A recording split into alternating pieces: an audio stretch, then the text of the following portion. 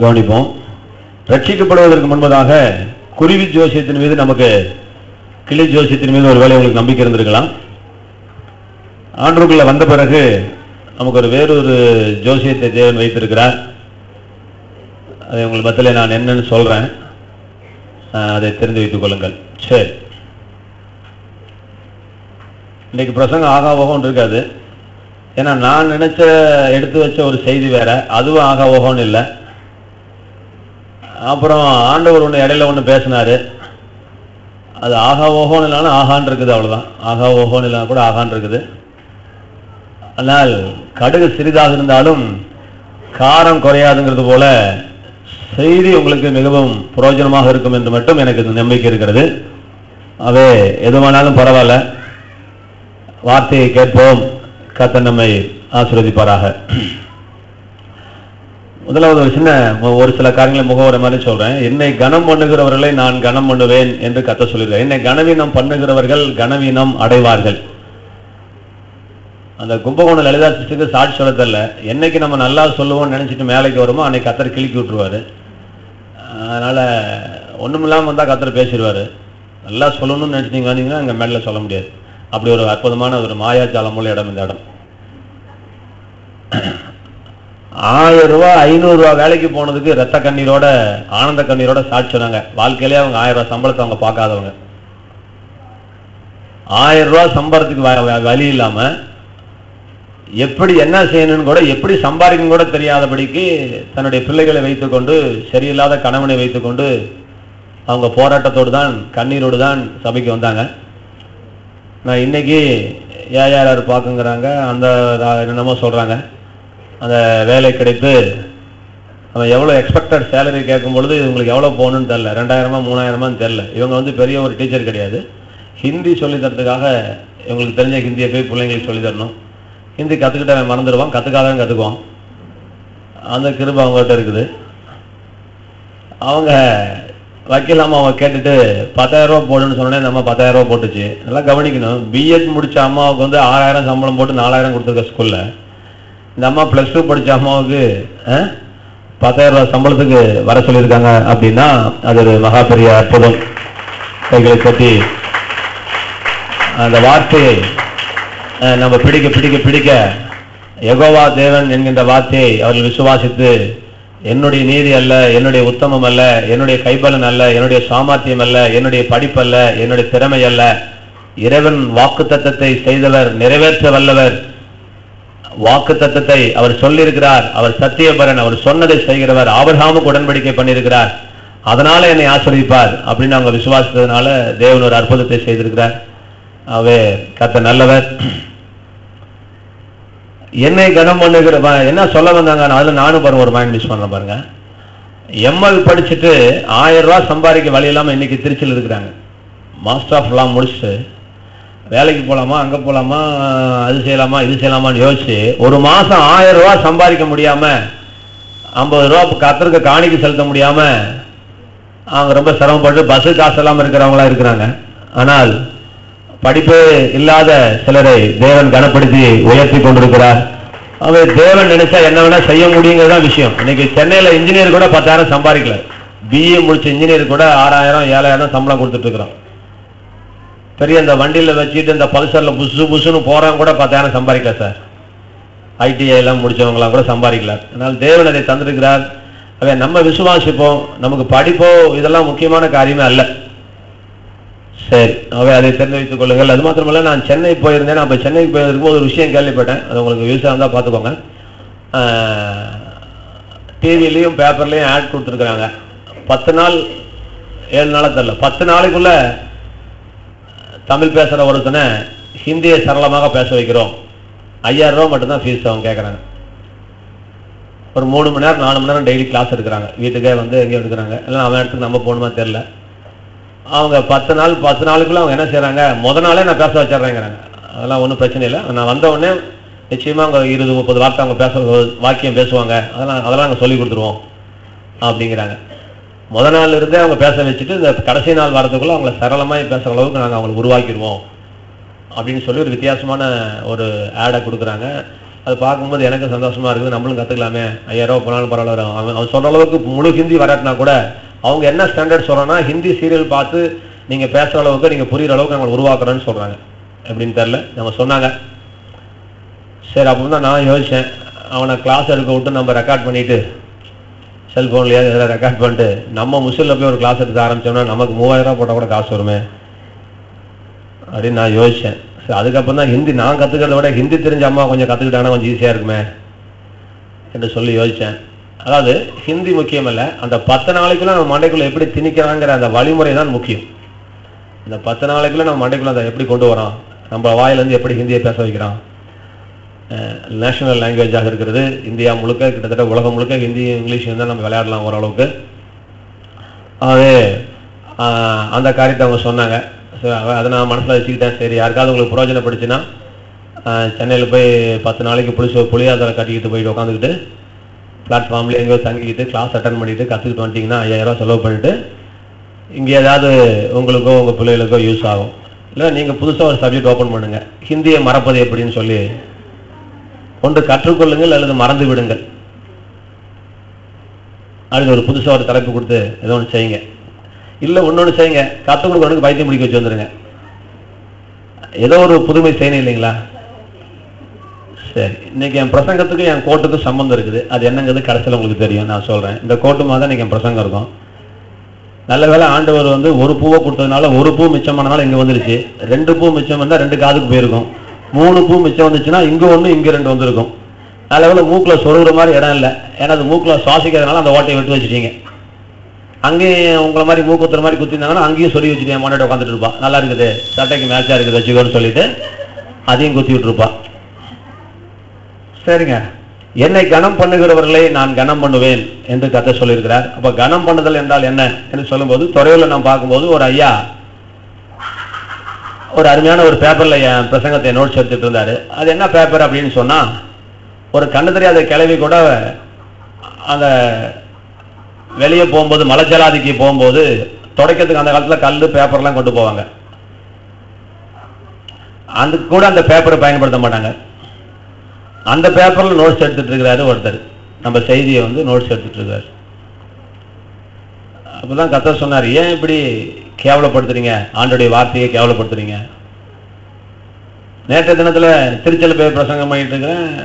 போன வாரம் நோட்ஸ் எடுமான்னு சொல்லி பார்க்குறேன். ஒரு அம்மா 3 பக்கம் எழுதி இருக்குது, அண்டர்லைன் பண்ணல, இன்டூ போடல, என்ன பாயிண்ட்னு தெரியல, ஒரு கண்டாதையும் தெரியல, என்னமோ சினிமா கதை எழுதுற மாதிரி எழுதி வச்சிருக்குது. சரி, நல்லா படிச்சு ஏகப்பட்டது படிச்ச ஒரு பொண்ணு இருக்குது. அந்த பொண்ணோட அம்மா நோட்ஸ் எடுமான்னு சொன்னா 3 வரி எழுதி வச்சிருக்குது. அந்த 3 வரி ஏசுனாருக்கு மட்டும் தான் புரியும். அந்த நோட் எப்பேற்பட்ட நோட் அப்படின்னா, அதோட ஃபுல்ல ஸ்கூலுக்கு படிக்குது. அதோட ரஃப் யூஸ் கூட ரஃப் நோட்டா வச்சுட்டா கூட அந்த டீச்சர் ஸ்கூலோட துரத்திடுவோம்.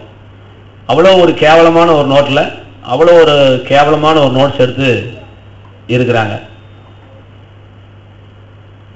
நான் சொன்னேன், உங்க தோல்விக்கெல்லாம் காரணம் இதுதாங்க. நம்ம எங்கேயோ பாருங்க, நல்லா கவனிங்க, என்னென்னமோ ட்ரை பண்றோம், அந்த ஒரு அப்படி இப்படின்னு. நேற்று கூட நாங்கள் திருச்சியில் சொன்னேன், நான் ஊழியக்காரங்களாம் என்ன ஜெபம் பண்றாங்கன்னா, கர்த்தாவே என்னை நீங்க பயன்படுத்துங்க, பணமெல்லாம் எழுந்திருக்கணும், பூமியெல்லாம் பேசணும், சபைக்கு 1000 ஜனங்கள் வரணும்னு ஆசைப்படுறாங்க. அதே போல தான் நீங்களும் ஆசைப்படுறீங்க, 1000 சம்பாதிக்கணும்னு. அம்மா புள்ளி அப்புறம் கொஞ்சம் நீ பிள்ளைய பார்க்காத, நீ செய்தி கவனம் செலுத்து. நாங்க ஒரு ஆசைப்படுறோம், நீங்க ஒரு ஆசைப்படுறீங்க. நாங்க அற்புதம் நடக்கணும், ஆச்சரியம் நடக்கணும், சபை நிரம்பி வழியணும்னு ஆசைப்படுறோம். நீங்க என்ன நினைக்கிறீங்க, ஆண்டவரே நான் லட்சக்கணக்காக சம்பாதிக்கணும், நல்ல வீடு கட்டணும் அப்படின்னு நீங்க ஆசைப்படுறீங்க. அப்ப அதுக்கு நான் ஊழியக்காரங்களுக்கு என்ன சொல்லிக்கிறேன் அப்படின்னா, ஆண்டவர் சொல்றாரு, விளக்கு எடுத்து விளக்கு தண்டில் வைக்கணும்னு சொன்னாரு. விளக்கு எடுத்து எங்க வைக்கணும்? விளக்கு தண்டில் வைங்க. ஒரு பாத்திரத்துல போட்டு மூடிடாதீங்க, பாத்திரத்துல போட்டு மூடிடாதீங்க அப்படின்னு சொன்னாங்க. தூங்குறதுக்கு கஷ்டமா இருந்துச்சுன்னா இனிமே ஒரு நல்ல சேர் ஒன்று வாங்கி கொடுங்க, பின்னாடி அப்படியே சாஞ்சு புஷ்பேக் ஷீட் மாதிரி ஒன்று வாங்கி வச்சுட்டீங்கன்னா அப்படி இப்படி சக்குன்னு ஒரு அம்காம் சை அப்படியே சாஞ்சு பின்னாடி இருக்க மடியில் போய் படுக்கிற அளவுக்கு ஒரு அம்காம் கிட்டீங்கன்னா, ஆஹா ஆராதனை எப்படிங்க இருந்துச்சுன்னா சொர்க்கத்துக்கே போயிட்டு வந்தேன் சார். ஆராதனையா அது?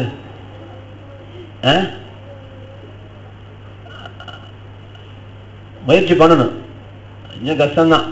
தூக்கம் முழிக்கிறதுங்கிறது ஒரு பெரிய, ஆமா அதெல்லாம் உங்க பாஸ்டர் பேசுறதா கொடுமையா இருக்குது நாட்டில். ஏதாவது கதை சொல்லிட்டு இருந்தா அந்த ஊர்ல ஒருத்தி இருந்தாளா, அப்புறம் ஏன் இந்த ஊர்ல இவ இருந்தாளா, ஐயோ அப்புறம் 2 பேரும் லவ் லெட்டர் போட்டுக்கிட்டாங்களா, ஆகா சூப்பரா இருக்குதியா, இந்த கதை சொன்னா யாரும் தூங்க மாட்டீங்க.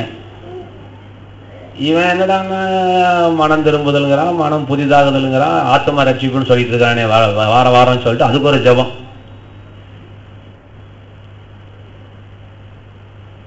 சரி, கர்த்தரை கனமனுங்கள், ஆண்டுடைய வார்த்தையை நீங்கள் கனமனுங்கள். அப்ப நான் என்ன சொல்றேன், விளக்க கொளுத்தி விளக்கு தண்ணில வெயின்னு கர்த்தர் சொன்னார். அப்ப நான் என்ன ஊழியர்களுக்கு பிரசங்கம் பண்றேன் அப்படின்னா, என்னை பயன்படுத்துங்க ஆண்டவரே என்று நீங்கள் கேட்பது தவறு. ஆமா கவனிங்கம்மா, என்ன பயன்படுத்துங்க, என்ன ஆசீர்வதிங்க அப்படின்னு நீங்க கேட்கிறது வார்த்தை சரியல்ல. என் கருத்து நான் என்ன சொல்றேன் பாருங்க, நீங்கள் விளக்காய் மாறிவிட்டால், நீங்கள் விளக்காய் மாறிவிட்டால் விளக்கு தண்ணில் வைக்கிற பொறுப்பு உன் பொறுப்பு இல்ல. யார் பொறுப்பு? ஆண்டவருடைய பொறுப்பு. நீ விளக்கா மாறினா நீ விளக்கு தண்ணில் தேவன் வச்சுறாரு. நீ விளக்காய் மாற சிந்தியாமல் என்னை விளக்கு தண்ணில் வைங்கிற. விளக்கு தண்ணில் வச்சா யாருக்கு பிரயோஜனம்?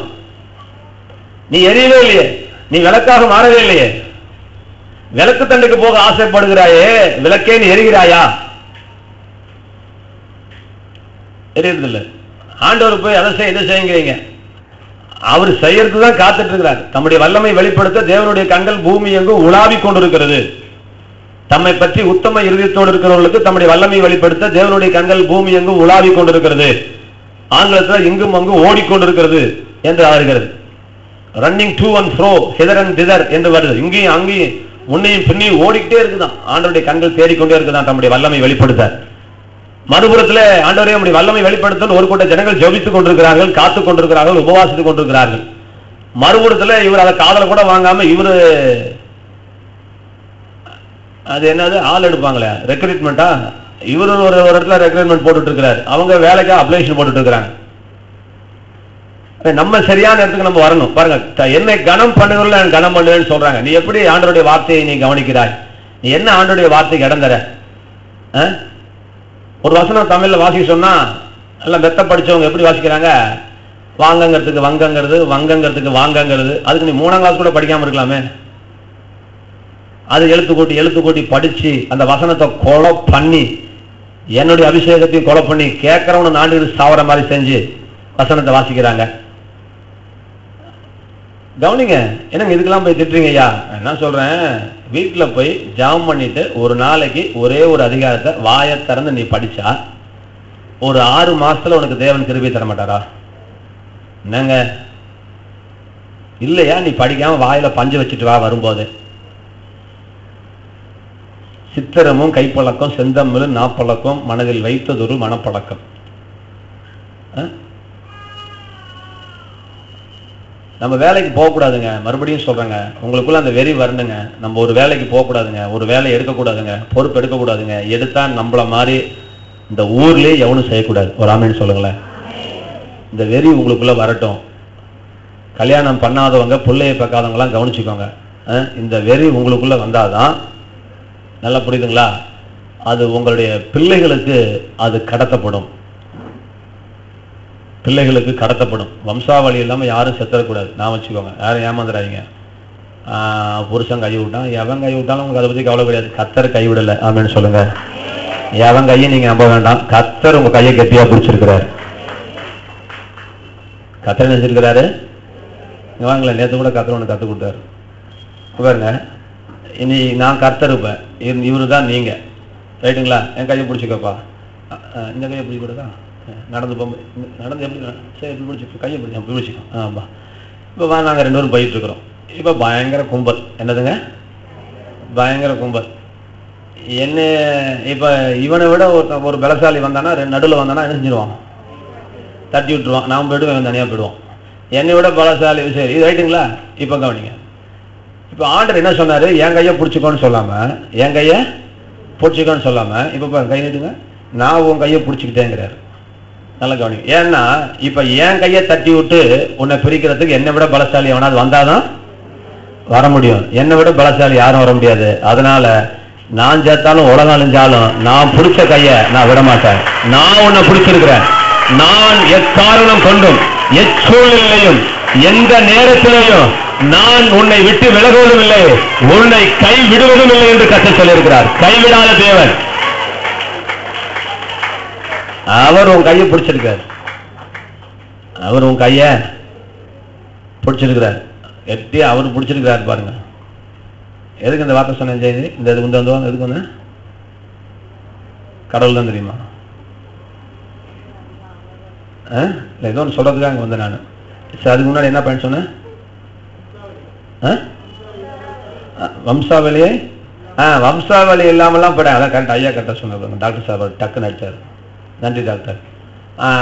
என்ன சொல்றேன் அப்படின்னா, வம்சாவளி இல்லாமலாம் செத்து போயிடக்கூடாது. வாழ்க்கை போச்சு, வெங்காயம் போச்சு, இதெல்லாம் சொல்லவே கூடாது. 60 வயசானாலும் நான் சொல்றேன், நான் வச்சுக்கோங்க, கர்ப்பப்பைன்னு ஒன்று இருக்கிற வரைக்கும் உங்களுக்கு குழந்தை நிச்சயமா கர்த்தர் தருவாரு. நீங்க வம்சாவளி இல்லாம சாவக்கூடாது. அதெல்லாம் எதை வார்த்தையும் ஏற்றுக்கவே கூடாது. உன் பிள்ளைகளின் பிள்ளைகளை காண்பா என்று கர்த்தர் சொல்லியிருக்கிறார். அது நிறைவேறியே ஆகணும். அது நிறைவேறியே ஆகணும். வாழ்க்கை போச்சுன்னு சொல்லாதீங்க. மறுபடியும் நான் சொல்றேன், வந்திருக்கிற எல்லாருக்கும் சொல்றேன். என்ன சொல்றேன்? வந்திருக்கிற எல்லாருக்குமே ஒரு மறு வாழ்க்கை உண்டு. ஒரு மறு வாழ்வை கர்த்தர் வச்சிருக்கிறார். மறுவாழ்வு நல்லா புரிஞ்சுக்கணும். இந்த வார்த்தைக்கு அர்த்தமே ஒரு சிலருக்கு தான் ஷூட் ஆகும். யாருக்கு மறுவாழ்வு? மொத வாழ்வு போனவங்களுக்கு தான் மறுவாழ்வு. சரிங்களா? மொத வாழ்வே நல்லா இருந்தா தேவையில்லை, அது ரொம்ப டேஞ்சரா போயிடும். அது அடுத்த வாழ்வு. ஆண்டவர் வந்து ரெண்டாவது வாழ்வுன்னு சொல்லாம ரெண்டாவது பொண்டாட்டிங்கிற மாதிரி இது மறுவாழ்வு. ஒரு வாழ்வு முடிந்த பிறகு உனக்கு மறுவாழ்வை, மறுஜீவனை, உனக்கு மறு வாழ்க்கையை உனக்கு தருகிறேன் என்று தேவன் வாக்கு பண்ணியிருக்கிறார். அதுவும் எப்படி பண்ணியிருக்காரு? கழுகுக்கு சமானமாய் உன் வயது திரும்ப வாழ வயது போலாகிறது என்று கர்த்தர் அங்கே சொல்லுகிறார். நமக்கு மறுபடியும் ஒரு வாழ்க்கையை தேவன் வைத்திருக்கிறார். அதனால நான் ராக் பாட்டத்துக்கு போயிட்டாங்க அப்படின்னு என்னன்னா, கப்பல் வந்து தரையை தட்டிருச்சான். இதுக்கு மேல என்னால வாழ்க்கையை தோக்கவே முடியாதுங்க அப்படின்னு அந்த ராக் பாட்டத்துக்கு போயிட்டாலும் பரவாயில்ல, அங்க இருக்கிறவனை மறுபடியும் கொண்டு வந்து மிதக்க வைக்க கர்த்தர் வல்லவராக இருக்கிறார். கர்த்தர் வல்லவராக இருக்கிறார். ஆனா நீங்க எந்த தோல்வியும் ஏத்துக்காதீங்க. அதை பத்தி நீங்க பேசுவோம். எந்த தோல்வியும் கனவு கூட ஏற்றுக்கொள்ள கூடாது. சரி, கர்த்தரை கனம் பண்ணுங்க. அவருடைய வார்த்தை, கர்த்தரை கனம் பண்ணுதல் என்றால் அவருடைய வார்த்தையை கனம் பண்ணுதல். கர்த்தரை கனம் பண்ணுதல் என்றால் லோக்கல்ல இருந்துகிட்டு 10 மணிக்கு வர்றது, 11 மணிக்கு வர்றது, இதெல்லாம் குறைங்க. இதெல்லாம் என்ன செய்யணும்? குறைக்கணும். இந்த விக்கி சார் போயிருக்கிறாரு, தலையில ஒரு லட்ச ரூபா, இன்னைக்கு 1 லட்ச ரூபா பணம் வரப்போதா அவருக்கு? கிடையாது. விக்கியோட லவ்வருக்கு கை உடைஞ்சு போச்சு. இப்ப நான் கேட்கிறேன், நல்லா கவனிங்க. விக்கியோட லவ்வருக்கு கை உடைஞ்சு போச்சு. இப்ப ஆபீசர் வாங்குறான். இப்ப விக்கி எங்க போவாரு? கை உடைஞ்ச போவாரு. அப்ப இன்னைக்கு ஆபீஸ் முக்கியம் இல்லைல்ல. ஆனா இப்ப என்ன முக்கியம் ஆயிடுச்சு? இப்ப ஆபீஸ் முக்கியம். ஒரு நீ ஞாயிற்றுக்கிழமை தலை அடகு வச்சா கூட உன்னை கூப்பிடக்கூடாதுங்கிற, கூப்பிட்டா நீ வரமாட்டேங்கிறது உன் சொந்தத்துக்கு முதலாவது தெரியணும். நீ கிறிஸ்தவங்களா இருந்தா, நீ ரட்சிக்கப்பட்டிருந்தா.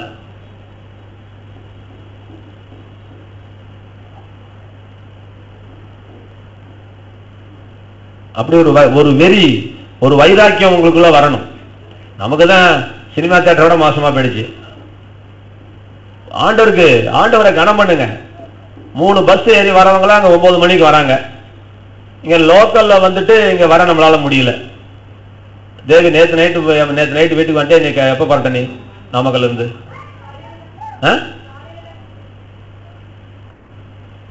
வீட்டுக்கு போயிட்டு வந்தியா? பதில் சொல்லு. இந்த கதையெல்லாம் பேசாத நீ. இப்ப வரவங்களாம் எல்லாம் அவங்க அம்மா வீட்டுல போய் அப்பா வீட்டுல போயிட்டு தான் வண்டி தெரிஞ்சா வீட்டுக்கு வராங்களா?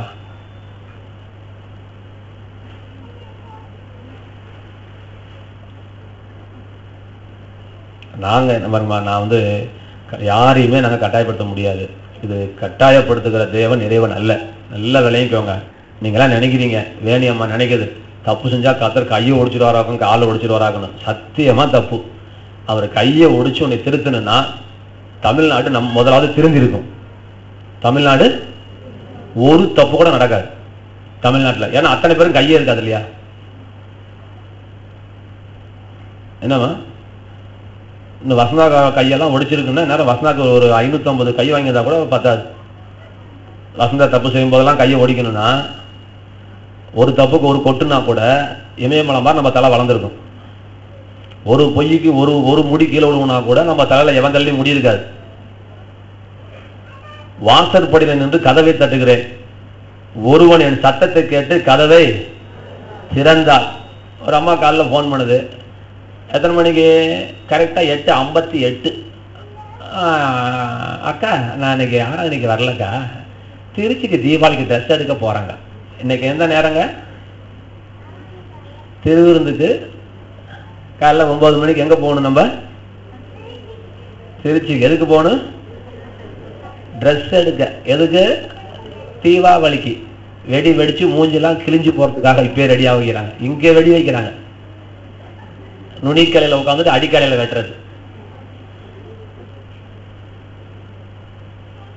நமக்கெல்லாம் திருவிருந்து அவ்வளவு கிள்ளுக்கிறியா போச்சு. நமக்கு முசிறில செய்தி கொடுக்குற மாதிரி நான் எந்த சபையிலுமே நான் செய்தி கொடுக்கறது இல்லை. இதை எனக்கு தெரிஞ்சது நான் சொல்றேன். இங்கதான் நான் நேரம் எடுக்கிறேன்.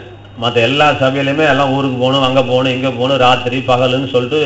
ரெண்டாவது அவங்களுக்குலாம் நாலேஜ் இல்லாதவங்க, அவங்களெல்லாம் வச்சுக்கிட்டு அவங்கள தடுமாறிட்டு மேலே கொண்டு வரதுக்குள்ள எனக்கு டைம் முடிஞ்சு போயிடும். அவ்வளோதான். முகவரை கொடுக்கறதுக்குள்ளே டைம் முடிஞ்சு போயிடும். செய்திக்குள்ளே போக முடியாது. அவங்கள திருத்துறதுக்கே சரியா போச்சு நேரம். அவ்வளோதான். அங்கெல்லாம் செய்திங்கிறதுக்கே எனக்கு அது செய்தி மாதிரியே எனக்கு தெரியாது. அங்கங்கே ஒரு பிட்டு அப்படியே போட்டே வருவேன். குளித்தல பாருங்க 7 மணிக்கெல்லாம் பஸ் விட்டா போச்சு போச்சு போச்சு போச்சுங்க. நமக்கு இங்கே 6:30 மைக் எடுத்துனா அப்புறம் 7 மணிக்கு என்ன செய்தி கொடுக்குறது? அவ்வளோதான். 6 to 7 முசில தான் ஒரு செய்தினா ஒரு உருப்படியா செய்தி நான் கொடுக்கலாம்னு நினைச்சிட்டு 6 முறை பொறுமையா நம்ம கொடுக்கறது. அப்பதான் நான் ஃப்ரீயா இருந்தா தான் எனக்குள்ள ஆவியானவர் ஃப்ரீயா இருப்பார். நல்லா நான் வச்சுக்கொள்ளுங்க. நான் டைட்டா இருந்தேன்னா கத்திர வர முடியாது. நான் எப்ப தெய்வத்துக்கு நான் விட்டு கொடுத்து நான் ஃப்ரீயா இருக்கணும், அப்பதான் தேவன் என்னை பிளெக்சிபிளா வளைய முடியும், என்னை வணைக்க முடியும், என் வாயிலிருந்து வார்த்தையை தேவன் எடுக்க முடியும். நீங்களே புருஷனும் புள்ளிஞ்சது துக்கத்தில் இருக்கும்போது தீர்க்கசனம் எப்படி வரும்? வராது. ஏன்னா உன் சிந்தனை எங்கேயோ கட்டப்பட்டிருக்குது. அப்போ உன் வாயை எடுத்து கத்தர் பயன்படுத்த கத்தர் கஷ்டம். ஏன்னா உன் சிந்தை எங்கேயோ லாக் ஆயிருக்குது. அப்படி இருக்கும்போது ப்ராபசி சொல்லுங்கன்னா நம்ம வாயிலிருந்து ப்ராபசி வராது. ஏன்னா உனக்கு ஏற்கனவே பணம் துக்கம் கிடக்குது. அப்போ வரமாட்டேங்குது. அதுபோல நானு ஒரு டைட்டில் இருந்தேன்னா கத்தரை எடுத்து ஃப்ரீயா பேச முடியாது. கத்தரை கனம் பண்ண படைப்போங்க, நேரப்பட வாங்க. என்னை கனம் பண்ணுகிறவர்களை நான் கனம் பண்ணுவேன், என்னை கனவீனம் பண்ணுகிறவர்கள் கனவீனம் அடைவார்கள் என்று கத்தர் சொல்றாரு. கனம் பண்ணுங்க. நோட்ஸ் எடுக்கும் போது கரெக்டா எடுங்க, நல்லா எடுங்க. 1,00,000 ரூபாய் சொல்லியிருக்கிறேன். 2 இங்கு எடுத்துருவாங்க, 2 பேனா எடுத்துருவாங்க அப்படின்னு. லலிதா சிஸ்டர் சாட்சி சொல்லும் போது, யாராவது சாட்சி சொல்லும் போது சுப்ளிச்சி மக்கா சுத்தமா கவனிக்கல. ஏன்னா நம்ம மூத்த விசுவாசி, நம்ம எங்க உட்காந்துருக்கோம்? முன்னாடி உட்காந்துருக்கிறோம். அதனால எல்லாத்துக்கும் எப்படி இருக்கணும்? முன்மாதிரியா இருக்கணும். அது காரணம் பூவா?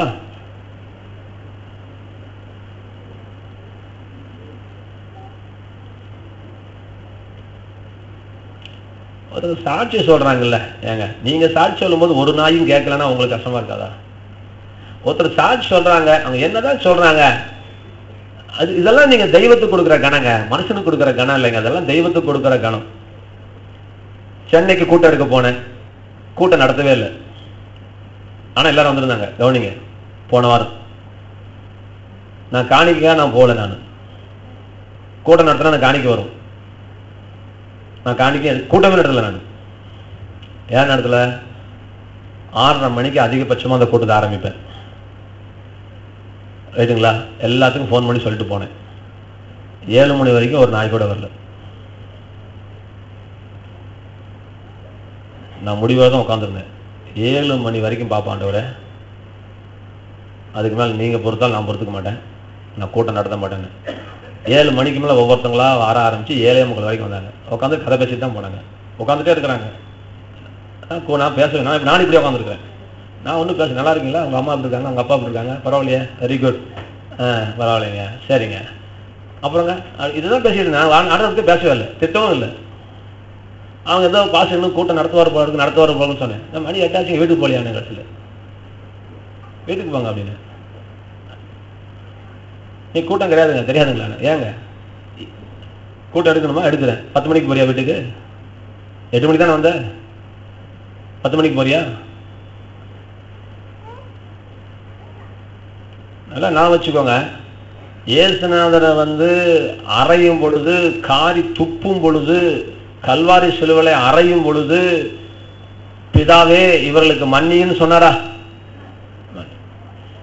மன்னிக்க சொன்ன தேவன் ஒரு கண்ணத்தில் இருந்தால் மறு கண்ணத்தை திருப்பி காட்டு, சத்துருவை சிநேகின்னு சொன்னாரா?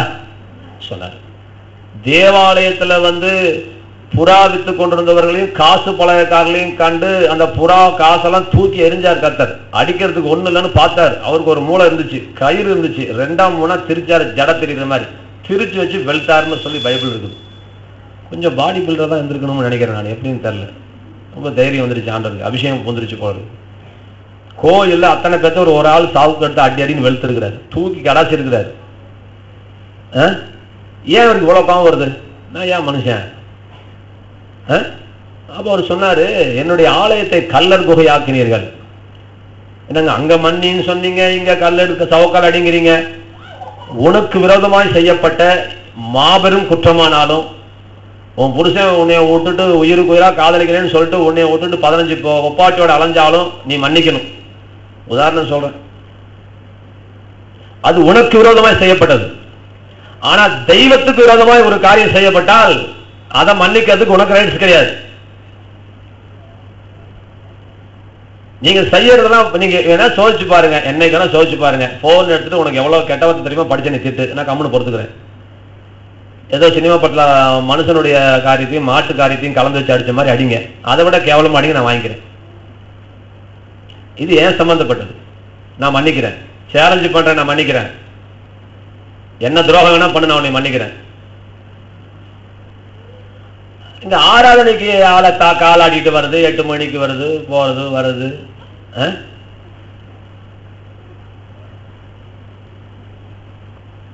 ஒரு அம்மா ஏமா அப்ப சபைக்கு முன்னாடி வந்து உட்காருறது இல்லைன்னா, இல்லைங்கய்யா ஒருத்தர் சொன்னாங்க என்னை பின்னாடி தான் உட்காரணும்னு, அதனால எங்க தான் உட்காரும் நான். கர்த்தர் ஒருத்தர் உசுரோட தான் இருக்கிறார், செத்தா போயிருக்கிறார் அவரு. எல்லாம் நிறைய நீ சோறு வைக்கிற, நடுவில் வைக்கிற நரவலால அந்த சோத்தை என்ன செய்ய முடியாது. திம்மான யாராவது சொல்லுங்க பார்க்கலாம். அண்ணா தடவை போட்டு ஃபர்ஸ்ட் கிளாஸ் விருந்து வச்சு நடுவில் ஒரு கப்பலை கொண்டு வந்து மனுஷன் சாணத்தை வைக்கிறேன், சாப்பிட முடியுமா? சாப்பிட முடியாது, சாப்பிட முடியாது. பாத்தீங்களா? சரி, அதுபோல நம்ம செய்யறதெல்லாம் நல்லதா செய்யற மாதிரி செய்யறோம். கடைசியில எங்கேயோ ஒருத்தரை போய் ஏதோ ஒருத்தருக்காக சிகப்பான கூழ் கஞ்சிக்காக சேஷ்ட புத்திர பாகத்தை வித்து போட்ட ஏசாவை போல சீர்கட்டவனா இருக்க வேண்டாம் என்று கர்த்தர் சொல்லுகிறார். ஒரு மனிதனுக்காக கர்த்தரை வித்து போட்ட, பரிசுத்தத்தை வித்து போட்டவங்களா நாம் இருக்கக்கூடாது. வாய் சொல்லலாம் கர்த்தர் கர்த்தர்னு, அது எல்லாரும் தான் சொல்லுவாங்க. கர்த்தரை கனம் பண்ணுங்க. நேரத்தில் வர்றது, செய்தி நோட்ஸ் எடுக்கிறது, கர்த்தருக்கு உங்க வாழ்க்கையில முக்கியத்துவம் கொடுக்கிறது, எல்லா விஷயத்திலையுமே கர்த்தர் கனப்படுத்தப்படுகிறாரா நல்லா யோசிச்சுட்டே பார்த்துட்டே இருக்கணும். கர்த்தரை மிஸ் பண்ணிடாதீங்க. சித்ராக்கா கல்யாணம் ஆகட்டும், உங்க பொண்டா கல்யாணம் ஆகட்டும், கர்த்தர் கனப்படுத்தப்படுகிறாரா? கர்த்தருக்கு நம்ம எங்கேயாவது குறை வைக்கிறோமா? அவர் மனசு எங்கேயாவது கவலைப்படுதா, வருத்தப்படுதா? அப்படி அதை பார்த்துட்டே வண்டி போயிட்டே இருக்கணும். அவர் இருக்கான்னு பார்த்துக்கோங்க. அவர் தான் மெயின் நம்ம வாழ்க்கையில. அவரு மூஞ்சி சுழிச்சிடக்கூடாது. அவர் மூஞ்சி சுழிக்காம நம்ம வண்டி, நம்மளுடைய வாழ்க்கை போய் கொண்டிருக்கணும். உலகத்துல பாருங்க, உலகமே உங்களுக்கு எதிர்த்து நின்னாலும் கர்த்தர் உங்க பக்கத்துல இருந்தா நீங்க தான் வெற்றியாளர்கள், நீ தான் மெஜாரிட்டி. உலகமே உன் பக்கத்துல இருந்து கர்த்தர் ஆப்போசிட்ல இருந்தான்னா நீ மைனாரிட்டி. ஏன்னா கர்த்தர் உன் பக்கத்துல கிடையாது. இதாங்க மகாபாரதம் கத்துக் கொடுக்குது. மகாபாரதம் என்ன கத்துக் கொடுக்குது? மகாபாரதம் தான் கத்துக் கொடுக்குது. பஞ்சபாண்டருடைய தலைவனும் வரான், அந்த கௌரவர்களுடைய தலைவனும் வரான் கிருஷ்ண பரமாத்மாட்ட ஹெல்ப் கேட்கறதுக்கு. அப்ப கௌரவருடைய தலைவன் கேட்கிறான், உனக்கு என்னப்பா வேணும்? எனக்கு 2 இருக்குது, ஒன்னு என்னுடைய படைபலன், ஒன்னு நானும். கிருஷ்ண பரமாத்மாவோட 2 தான் இருக்குது, என்னுடைய படைபலன், 2வது நான். உனக்கு என்ன வேணும்னு கேட்கிறான். பஞ்சபாண்டருடைய தலைவன் நீ எனக்கு வந்தா போதும்ட்டான். கௌரவருடைய தலைவன் உன்னுடைய படை எனக்கு வந்தா போதும்னா. யார் ஜெயிச்சா? பஞ்சபாண்டவர்கள் தான் ஜெயிச்சாங்க. அப்ப என்ன சொல்ல வராங்க பெரியவங்க? இறைவன் வேணுமா உனக்கு, மற்ற காரியங்கள் உனக்கு வேணுமா? இறைவன் தான் முக்கியம். இறைவன் தான் முக்கியம். இறைவன் நம்மளோடு இருக்கிறாரா? இறைவன் கனப்படுத்தப்படுகிறாரா? இறைவனுக்கு நான் போதுமான அளவுக்கு மரியாதை கொடுத்திருக்கிறேன் அப்படின்னு பார்க்கணும். கும்பகோணத்துலேருந்து வராங்க ஆராதனைக்கு, கும்பகோணத்துலேருந்து வாரம் செய்தி கேட்குறாங்க. இதுக்குன்னு அவங்கெல்லாம் ரேட் கட்டர் போடுறது கூட அவங்களுக்குலாம் காசு இல்லாதவங்க, அவங்களாம் உண்மையிலே கஷ்டப்படுறவங்க. கடவுளுடைய வார்த்தைக்காக அவங்க ரேட் கட்டரை போட்டு செய்தியை கேட்டுட்டு இருக்கிறாங்க ஃபோனில். இன்னைக்கு திருவிருந்துக்கு அங்கே வந்து புறப்பட்டு வந்துருக்காங்க. நேற்று வெள்ளிக்கிழமை திருவிருந்து அட்டன் பண்ணாங்க. ஒரு வார்த்தை சொன்னேன், திருச்சியின் பிரசங்கம் வேற முசிறி பிரசங்கம் வேறன்னு சொன்னதுனால அவங்க பல்ல கடிச்சிட்டு திரும்பவும் இங்கே இருந்துட்டு இன்னைக்கு கூட்டம் முடிச்சுட்டு போயிடுவாங்கிற அந்த வெறிக்காக வந்து உட்காந்துட்டு இருக்கிறாங்க. அவங்க இந்த செய்தியெல்லாம் கேட்டவங்க தான். இருந்தாலும் சொல்கிறேன் ஒரு வார்த்தைக்கு, நம்ம கத்தரை கனம் பண்ணணும், கத்தருடைய வார்த்தையை நம்ம கனம் பண்ணணும். ஏன் அவங்களுக்கு வேலை இல்லையா? 1000 வேலை திருச்சியில சொந்தக்காரங்க இருக்கிறாங்க, திரும்பி கும்பகோணத்துக்கு போக நம்ம போகணும். உலகத்தில் எந்த நாய்க்கு வேலை இல்லை, நேரம் சொல்லுவாங்களே நாய்க்கு வேலை இல்லை நிற்க நேரம், நாய்க்கு வேலை இல்லையா? கவனிச்சு பாருங்க. நான் வரும்போது என் நாய் உலக சந்தையில் நிற்கிது, எனக்கே ஆச்சரியம். ஆஹா, எவ்வளோ முக்கியமான வேலை டாமி பார்த்துட்டு இருக்குது. இவ்வளோ தூரம் வந்துருச்சு என் டாமி. ஏன் நீ பார்த்தியா டாமியா? நீ பார்த்தியா? உழவர் சந்தை தாண்டி வந்துருச்சு என் நாய். ஏன்னா நானும் பார்க்குறேன், நம்ம நாய் தான். என் நாய் தான் வித்தியாசமானது. ஒரு காது தொங்கிருக்கு, ஒரு நிறுத்திட்டு இருக்கும். அற்புதமான நாய். அதை பார்த்தா கண்டுபிடிச்சிருவேன். ஓஹோ, அப்போ நான் அந்த நாய் கூட ஒரு வேலை இருக்கும்போது கும்பகோணத்தில் அழுதாசத்துக்கு வேலை இருக்குமா? இருக்காதா? இருக்கும். ஆனாலும் வேலையை விட்டுட்டு தானே வரோம். எல்லாரையும் முட்டாள் நினைச்சிடக்கூடாது. சரிங்க, கத்தரை கனம் பண்ணுங்க. அதனால முடிஞ்ச அளவுக்கு எந்த அளவுக்கு கனம் பண்ண முடியுமோ கனம் பண்ணி பாருங்க. சரி, இன்னும் செய்திக்கலாம் அப்புறம் தான் போவேன். ஒரு இன்னொரு விஷயம் என்ன அப்படின்னு சொன்னா,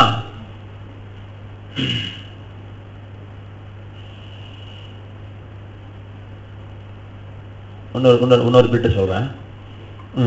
எல்லாவற்றிலேயும் ஸ்தோத்திரம் செலுத்துங்கள்னு வசனம் இருக்குது. சொல்லுங்க, எல்லாவற்றிலேயும் ஸ்தோத்திரம் செலுத்துங்கள். இப்போ இதை வந்து எனக்கு ஒரு நேற்று சனிக்கிழமை காலையில் ஒரு அம்மா கிட்ட நான் பேசிக்கிட்டு இருந்தேன். 10 மணிக்கு ஆராதனை, 9 மணிக்கு 10 மணிக்கு ஆராதனை தொலைவில் 10 மணிக்கு ஆராதனை. அங்கே 9:55 ஒரு பாட்டி என்கிட்ட பேசிட்டு இருக்குது. அப்போ அந்த பாட்டிக்கிட்ட பேசும்போது இதை கற்றுக் கொடுத்தாரு. எல்லாவற்றிலையும் ஸ்தோத்திரம் செலுத்துங்கள். என்ன அர்த்தங்க அப்படின்னா, ஸ்தோத்திரம்னா என்ன அர்த்தம் அப்படின்னு சொன்னா, நல்லா கவனிங்க. சோஸ்திரம் இல்லை, பழகக்கூடாதா? ஹிந்தி எல்லாம் பேசுறீங்க. சோ இல்லை, ஸ்தோ. சோஸ்திரங்கிறது அப்படி சொல்லக்கூடாது. சோஸ்திரங்க ஸ்தோ சொல்லுங்க. இசு தோ ஸ்தோத்திரம் எல்லாரும் சொல்லுங்க. ஸ்தோத்திரம் அந்த மாதிரி அழகா சொல்லி பழங்க. ஸ்தோத்திரம் அப்படின்னு சொல்லி பழங்க.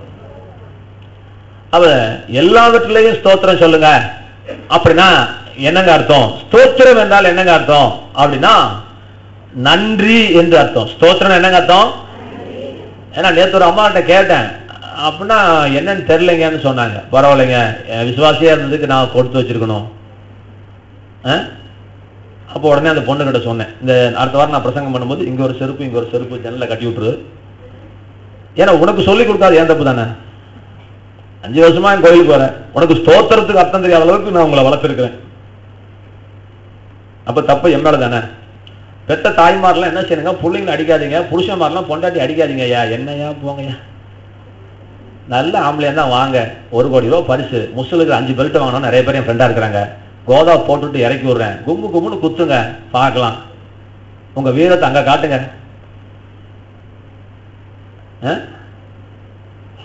இவன் எவ்வளவுதான் பாடி பில்ட் மாதிரி மாடு மாதிரி வளர்த்தாலும் அவன் உடுமலைப்பேட்டை மாடு மாதிரி. அது என்னது காங்கேய மாடு இல்லை, நம்ம மலைக்கு போனோமே நேசராஜ் வால்பாறை மாடு, போத்துன்னு சொல்லுவாங்க. போத், அங்க போத்தை கொண்டாந்து விட்டா அந்த மாடு அப்படியே கோழி செண்டான் தூக்குற மாதிரி தூக்குது. ஏன்னா இவன் எத்த பெரிய ஆள் தான், அவன் எத்த பெரிய ஆளு, பெரிய ஆளு.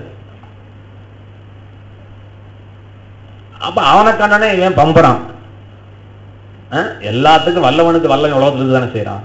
வல்லவனுக்கு வல்லவன் அத்த பெரிய குண்டை வந்தாலும் ப்ரூஸ்லி கிட்ட என்னன்னா அவன் பயப்படுறான். அவன் ப்ரூஸ்லி இப்படிதான் இருக்கிறான். விட்டானா அத்தால உங்க கை வயத்துல உள்ள விட்டு வெளியே எடுத்துருவான் பின்னாடி.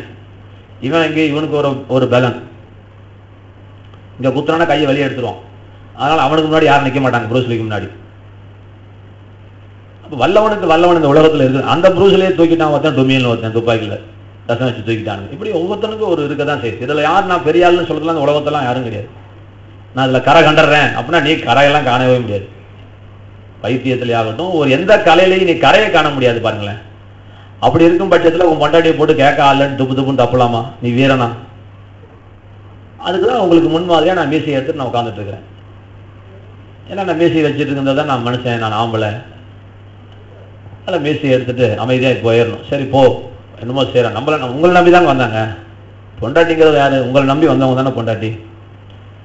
நீ உங்க அம்மா விட்டுட்டு போக மாட்டியான், நீ உங்க அம்மா விட்டுட்டு போக மாட்டியான். ஆனால் வர வேணா செய்யணுமா? அவங்க அம்மா, அவங்க அப்பன், ஆத்தா, பாட்டி, தோத்தன், தூத்தன், அண்ணன், தம்பி எல்லாத்தையும் விட்டுட்டு அப்படியே உன் சேலை, உன்னுடைய வேட்டியை பிடிச்சிக்கிட்டே வரணும். நீ கறி ஆக்குனா அவள் கறி திங்கணும். நீ கறி திங்காதவளாக இருந்தா அவனும் என்ன செய்யக்கூடாது, அவளும் செய்யக்கூடாது. உனக்கு பச்சை பிடிச்சா அவள் பச்சை போடணும். அவளுக்கு பச்சையே பிடிக்காத வாழ்க்கை. ஆனால் உனக்கு வந்து என்ன செய்யணும்? பச்சை போடணும். அப்படி பழக்கிறீங்க உங்க பொண்டாட்டிய. இது என்ன எப்படி என்னங்கிறது ஒன்றும் புரியல. ஆமா, மகாபாரத கதையை அம்மா இப்போ சீரியல் பார்த்துட்டு இருக்கனால இப்போ ரீசெண்டாக அதை எடுத்து விடக்கூடாதா பாஸ்டர்? திருதராஷ்டிரனுக்கு குருடன். திருதராஷ்டிரன் வந்து அவன் குருடன். அவளை வந்து ஒருத்தி கல்யாணம் பண்றான். கல்யாணம் பண்ற யார் தெரியுங்களா? அவ பக்கா பயந்தாங்குழி. பயந்தாங்குழினா எப்படி பயந்தாங்குழினா இருட்ட கண்டா பயந்துருவாளாம். அவளும் பயந்தாங்குழியாம். புருஷன் குருடனா வந்ததுனால இப்ப என்ன செய்யலாம்னு யோசிச்சாலும், கல்யாணத்துக்கு 15 மாசத்துக்கு முன்னாடி முழுக்க இருட்டிலே இருந்தாலும், எல்லா விளக்கையும் அணைச்சிட்டு பகல்லையும் கதவெல்லாம் ஜன்னெல்லாம் சாத்திட்டு இருட்டிலே இருந்தாலும். ஏன்னா இருட்ட பழகணும். ஏன்னா என் புருஷனுக்கு கெடுதல் இல்லை. அப்பயும் பார்த்தா, கல்யாணம் ஆன உடனே பார்த்தா, சரி ஏன் இவ்வளவு பிரச்சனைன்னு சொல்லிட்டு கண்ணில் துணி கட்டிக்கிட்டான். ஏன்னா பழகிட்டால ஒரு மாசம் கண்ணில் துணி கட்டிக்கிட்டான். காந்தாரி தாங்க கண்ணில் துணி கட்டிக்கிட்டான். ஏன் புருஷனுக்கு கண்டுதல்ல, நானும் எப்படிதான் இருக்கணும், நானும் அப்படியே இருக்கிறேன். அதனால அவ கண்ணுக்கு ஒரு மகிமை வந்து, அவ கண்ணை முழிச்சு தான் புள்ளைய 100 புள்ளைய பார்த்தானா, அந்த புள்ளையோட அந்த கண்ணு படுற இடத்துல அவனுக்கு சாவு கிடையாதுன்னு சொல்லி ஒரு வரம். அது வேற கதை. அதுல போய் துரியோதனம் போறான். அப்போ சொல்லி அனுப்புறான், சகுனி நீ நிர்வாணமா போங்கிறான். அப்ப இவன் சொல்றான், கிருஷ்ணன் ஆத்தா கட்ட போய் நிர்வாணம் இருக்குங்களாமா, அறிவு இருக்கா? இடுப்புல மாத்திரம் ஒரு துண்டை கட்டிட்டு போனான். எப்படி? அவ கண்ணை முடிச்சு பார்க்கறான், இடுப்புல துண்டு இருக்குது. ஏன்னா அவன் அங்கதான் அடிப்படி சாவ போறான். அங்கதான் அடிப்படி சத்தம், கஜாயத்தால அடிப்படி சத்தம். சரி, அதான் கதை. கதை நல்லா இல்லை. இந்த கதை நல்லா ஹான்னு கேட்குறீங்க. நம்ம கதை பயங்கர போர். இது என்ன அட்டகாசமா இருக்குது. ஐயா மகாபாரதம் எடுக்க விட்டா எப்படி இருப்பாரு? சூப்பரா எடுப்பேன் சொல்லி கொடுத்தா. எல்லாத்துக்கும் ஞான அர்த்தம் சொல்லுவேன். அதான் விஷயம். அவனுக்கு கூட தெரியாது, இங்க எனக்கு தான் தெரியும். ஒவ்வொன்றுக்கும் என்ன ஸ்பிரிச்சுவல் மீனிங், அதுல இருந்து என்ன சொல்ல வராங்க. பஞ்சபாண்டவர்கள்னா என்ன? நம்ம பஞ்ச அவயங்கள் தான் அந்த பஞ்சபாண்டவர்கள். கௌரவர்கள்ங்கிறது நமக்கு வெளியிருந்து வரக்கூடிய போராட்டங்கள். அப்ப மகாபாரதங்கிறது நம்மளுடைய மனதில், நம்மளுடைய சரீரத்தில் நமக்கு வரக்கூடிய சிந்தனை போராட்டங்கள் தான் மகாபாரதம். இந்த பஞ்சேந்திரங்களுக்கும் வெளியிலிருந்து வரக்கூடிய நூற்றுக்கணக்கான சிந்தனைகளுக்கும் நமக்கும் ஒரு போராட்டம் இந்த உலகத்தில் இருக்கிறது. அதுல நம்ம தான் ஜெயிக்கணும் அப்படிங்கிறது அந்த சரித்திரத்தினுடைய கதை. சரி, இருக்கிட்ட விடுங்க. மகாபாரத்துக்கு ஏன் போனேன் ஜெயிச்சு?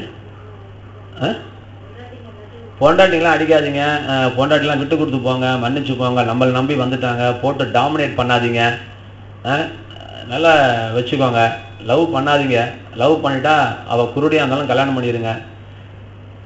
கல்யாணம் பண்ணிட்டீங்கன்னா பிள்ளைய பக்கத்துக்காதீங்க, தப்பே கிடையாது.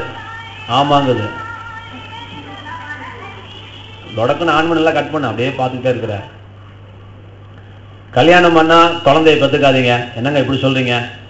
ஆமாங்க, குழந்தைக்கு ஃபேரக்ஸ் பார்த்து கூட வாங்கி தராம நீ எதுக்கு பிள்ளைய பத்துக்கிற? என்னங்க, போசுக்குன்னு ஒரு பெண் குழந்தை பிறந்துருச்சு, என்ன செய்ய போற? ஆம்பளை பையனா பிரச்சனை இல்லை. ஏன் பிரச்சனை இல்லை? அவன் 10ஆம் கிளாஸ் படிக்கும்போது இழுத்துட்டு ஓடிடுவான், உனக்கு செலவு வராது. இப்ப பெண் பிள்ளைங்களும் அப்படிதான், அது அடுத்த பிரச்சனை. இருந்தாலும் தப்பி தவறி சப்போஸ்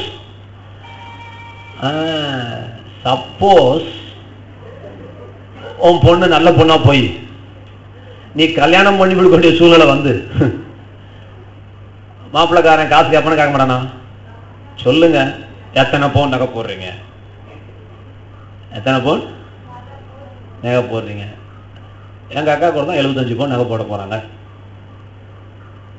75 பவுன் நீங்க போகணும்னா நீங்க எவ்வளவு, எத்தனை காலம் சம்பாதிக்க போறீங்க? இன்னைக்கு ஒரு பவுன் வந்து 25,000 30,000 தட்டி தொட்டுக்கிட்டு இருக்குது. அப்ப நான் என்ன சொல்ல வரேன், கல்யாணம் பண்ணுங்க, பிள்ளைய பெற்றுக்காத. ஒரு பிள்ளைக்கு ஒரு மெட்ரிகுலேஷன் ஸ்கூல்ல சேர்க்கிற அளவுக்கு அது வசதி வேணாமா? வேணுமா? பாருங்க, எல்லாம் யோசிங்க, அதெல்லாம் யோசிங்க. சரி, பிள்ளைய பெற்றாச்சு. பிள்ளைய பெற்ற பிறகு அந்த பிள்ளைகளுடைய தேவைகளை சந்திக்கணுமா சந்திக்க கூடாதா? ஒரு தகப்பன், அதாங்க தகப்பனுக்கு அழகு. தகப்பனுக்கு அழகு அதுதான். ஒரே ஒரு விஷயம் சொல்றேன், எல்லாம் சொல்லிக்கிட்டே போறேன், எங்க போய் போதோ போட்டும், நூல இருந்த பட்டம் போல போயிட்டு இருக்குது செய்தி. ஒரே ஒரு காரியம் சொல்றேன், ஏற்கனவே சொன்னதான். 150 இப்ப 151 போட்டு வச்சுக்கோங்க. நல்ல காரியத்தை கெடுக்கிறவன் கெட்டவனா இருப்பான், கெட்ட காரியத்தை தடுக்கிறவன் நல்லவனா இருப்பான். இது லாஜிக். அப்ப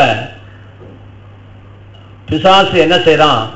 உங்களை சில நேரங்களில் தடுப்பான். ஒரு காரியம் தடைப்பட்டா ஒண்ணு பிசாசால வரும், ஒன்னொன்னு தெய்வத்தால வரும். ரெண்டு பேருமே தடுப்பாங்க. பிசாசு தடுத்தானா என்ன அர்த்தம்? பிசாசு எப்படி தடுக்கிறான்னு சொல்றேன் கேளுங்க. ஏற்கனவே சொன்னது போல அங்க இல்ல அப்படின்னு பிசாசு சொன்னானா அங்க என்ன அர்த்தம்? இருக்குதுன்னு அர்த்தம். ஏன்னா அங்க இல்லைன்னா உன்னை தொலை விட்டுருவான். உனக்கு நேரம் வேஸ்ட், எனர்ஜி வேஸ்ட், சமாதானம் போயிடும், எல்லாம் போயிடும். இல்லைன்னா ஒன்னும் சொல்ல மாட்டான். என்ன சரவணன், சரியா? அங்க ஒரு பொருள் இல்லை, நீ தொலைவ போற, இது பிசாசுக்கு தெரியும். உன்னை ஒண்ணுமே டிஸ்டர்ப் பண்ண மாட்டான். ஏன்? உனக்கு நேரம் வேஸ்ட் ஆயிட்டு இருக்கு. இன்னும் சொல்ல நல்லா தொலைவுமா, அங்க வேணா இருக்குன்னு வேணா போய் சொல்லுவான், அங்கதான் இருக்குன்னு தொலைவு விடாத, எடு அப்படிமா. ஏன்னா நீ அப்பதான் தொலைவிட்டு இருப்போம், நேரம் வேஸ்ட். இருக்குதுன்னு தெரிஞ்சுன்னு வச்சுக்கோ, அது என்ன சொல்லுவான்? இல்லம்மா.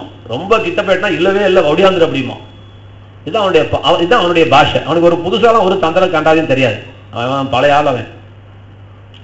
இவ்வளவுதான். அப்ப நான் என்ன சொல்ல நல்லா புரிஞ்சுட்டு வாங்க. நீங்க செத்து போகணும்னு யாருக்காவது முடிவு வந்துச்சுன்னா, நான் சொல்றேன், உங்களை வாழ விடாம பிசாசு தடை பண்றான்.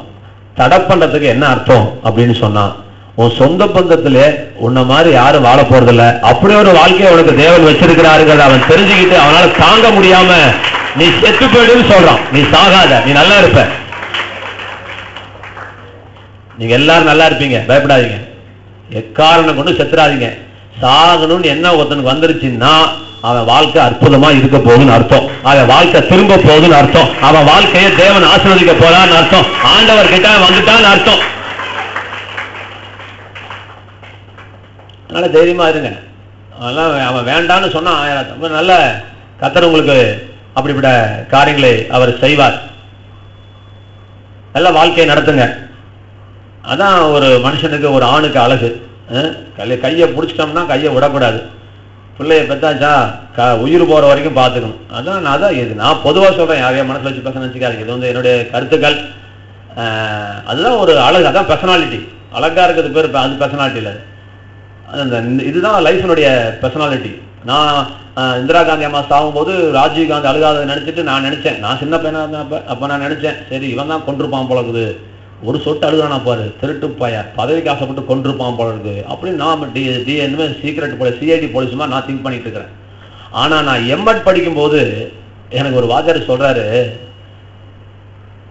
பர்சனாலிட்டிக்கு உதாரணம் சொல்லணும்னா ராஜீவ் காந்தி அவங்க அம்மா செத்தப்ப அழுகாம இருந்தாரு பாத்தீங்களா, அதாங்க பர்சனாலிட்டினாரு. எனக்கு செருப்புல எடுத்து அடிச்ச மாதிரி இருந்துச்சு. எனக்கு ஒரு இந்திய தேசத்தினுடைய பிரதம மந்திரி அம்மா செத்துட்டாங்களே தன்னுடைய சுயநலம் இழந்துட்டா அவன் சாராயம் குடிச்சதுக்கு சமம். அடுத்த இந்தியாவை கட்டி காப்பாற்றுகிற அந்த மகாபெரிய பொறுப்பு அவனுடைய கைக்கு விழுகுது. அப்ப இவன் எப்படி இருக்கணும்? ஒரு இந்தியாவை லீட் பண்றவன் எப்படி இருக்கணும்? இந்தியாவை லீட் பண்றவன் எப்படி இருக்கணும்? அவன் குடிச்சிட்டு தானே எப்படி லீட் பண்ணுவான்? லீட் பண்ண முடியாது. அவனால லீட் கிடையாது. குடிக்கிறது சரியா தப்பா நான் பேசல, அவன் சரியா லீட் பண்ண முடியாது. 4 பேர்த்த குடிக்காதுன்னு சொல்ல முடியாது, 4 பேர்த்த குடிக்காதுன்னு சொல்லவே முடியாது. ஒரு ஐயா சொன்னாரு, கோச்சுக்காதீங்க, இன்னைக்கு என்ன கிறிஸ்துவ வட்டாரத்தில் என்ன நடக்கிறது தெரியுமாங்க? என்னங்கன்னு கேட்டேன். இந்த கையில சிகரெட் குடிச்சிட்டு இந்த கையில விஸ்கி அடிச்சுக்கிட்டு, ஏய் சபையாரே, நீங்கள் யாரும் குடிக்க கூடாது, புகைப்பிடிக்க கூடாது, இப்படி இருக்குதுயா அப்படின்னா எனக்கே நல்ல உதாரணமா இருந்துச்சு. நானே உதாரணம் சொல்ல, நீ எனக்கே உதாரணம் சொல்றியாப்பா. தூக்குறது பைபிள், பிரசங்கம் பண்றது பைபிள், வாழ்றது பைபிளுக்கு புறம்பா வாழ்ந்து கொண்டிருக்கிறார்கள். அதுதான் சொல்றேன்.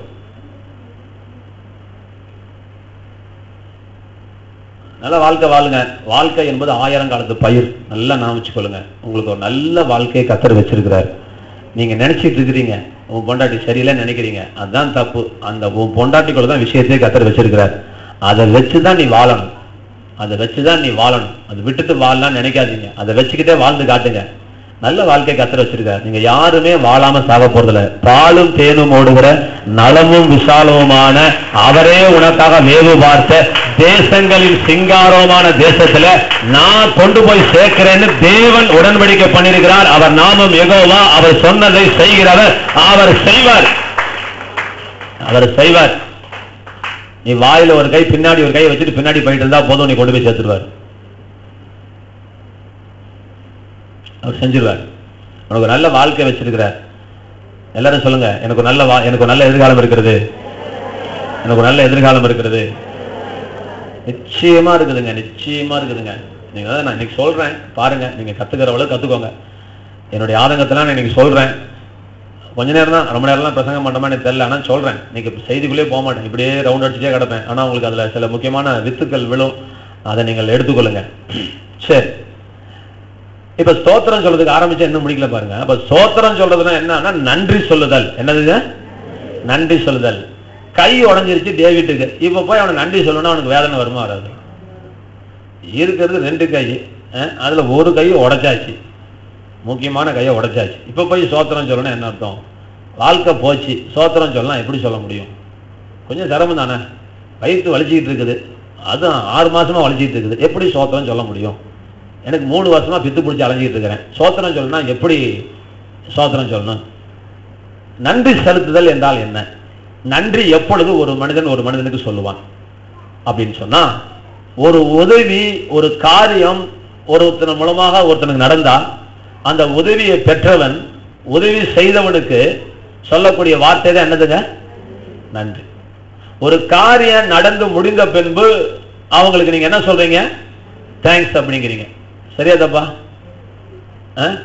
இப்ப இந்த பேனா அப்படி கீழே வந்துருச்சு, எடுத்து கொடுங்க, அங்க இருக்குது. இப்ப என்ன சொல்லணும்?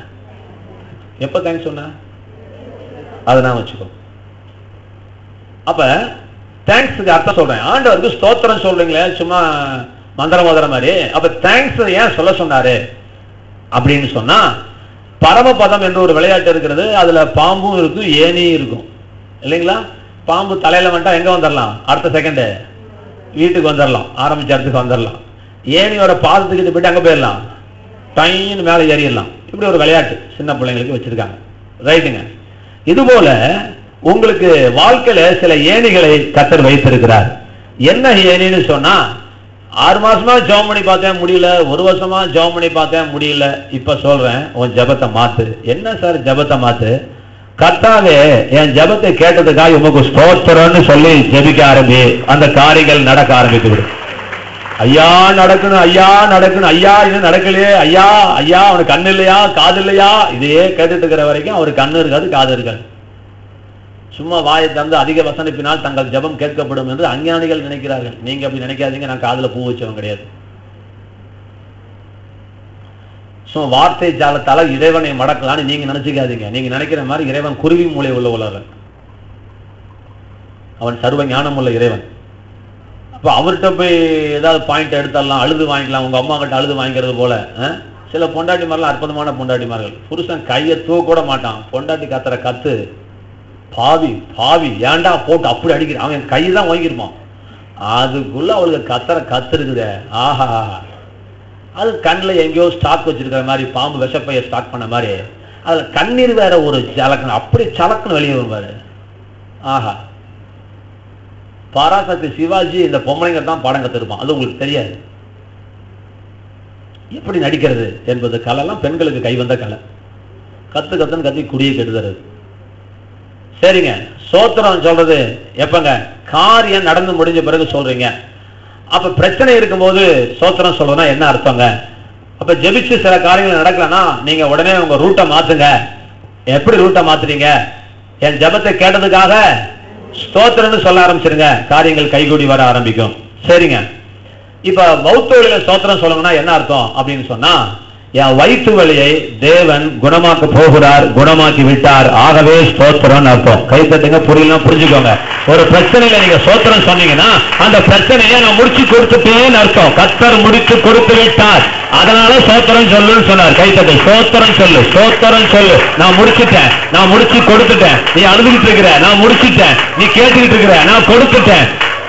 ஸ்தோத்திரம் சொல்லு, புரிஞ்சுக்கோ. ஸ்தோத்திரம் சொல்லு. நீ கேட்டுக்கிட்டு இருக்கிற, அவரு சொல்றாரு இல்ல ஸ்தோத்திரம் சொல்லு. என்னங்க ஸ்தோத்திரம் சொன்னாதான் உன் கண்ணு திறந்து உனக்கு தேவன் என்ன செஞ்சாருங்கிறதே தெரிய போகுது. நீ ஸ்தோத்திரம் சொல்ற வரைக்கும் உன் கண்ணுக்கு அது மறைக்கப்பட்டிருக்கும். புரிஞ்சுக்கோ.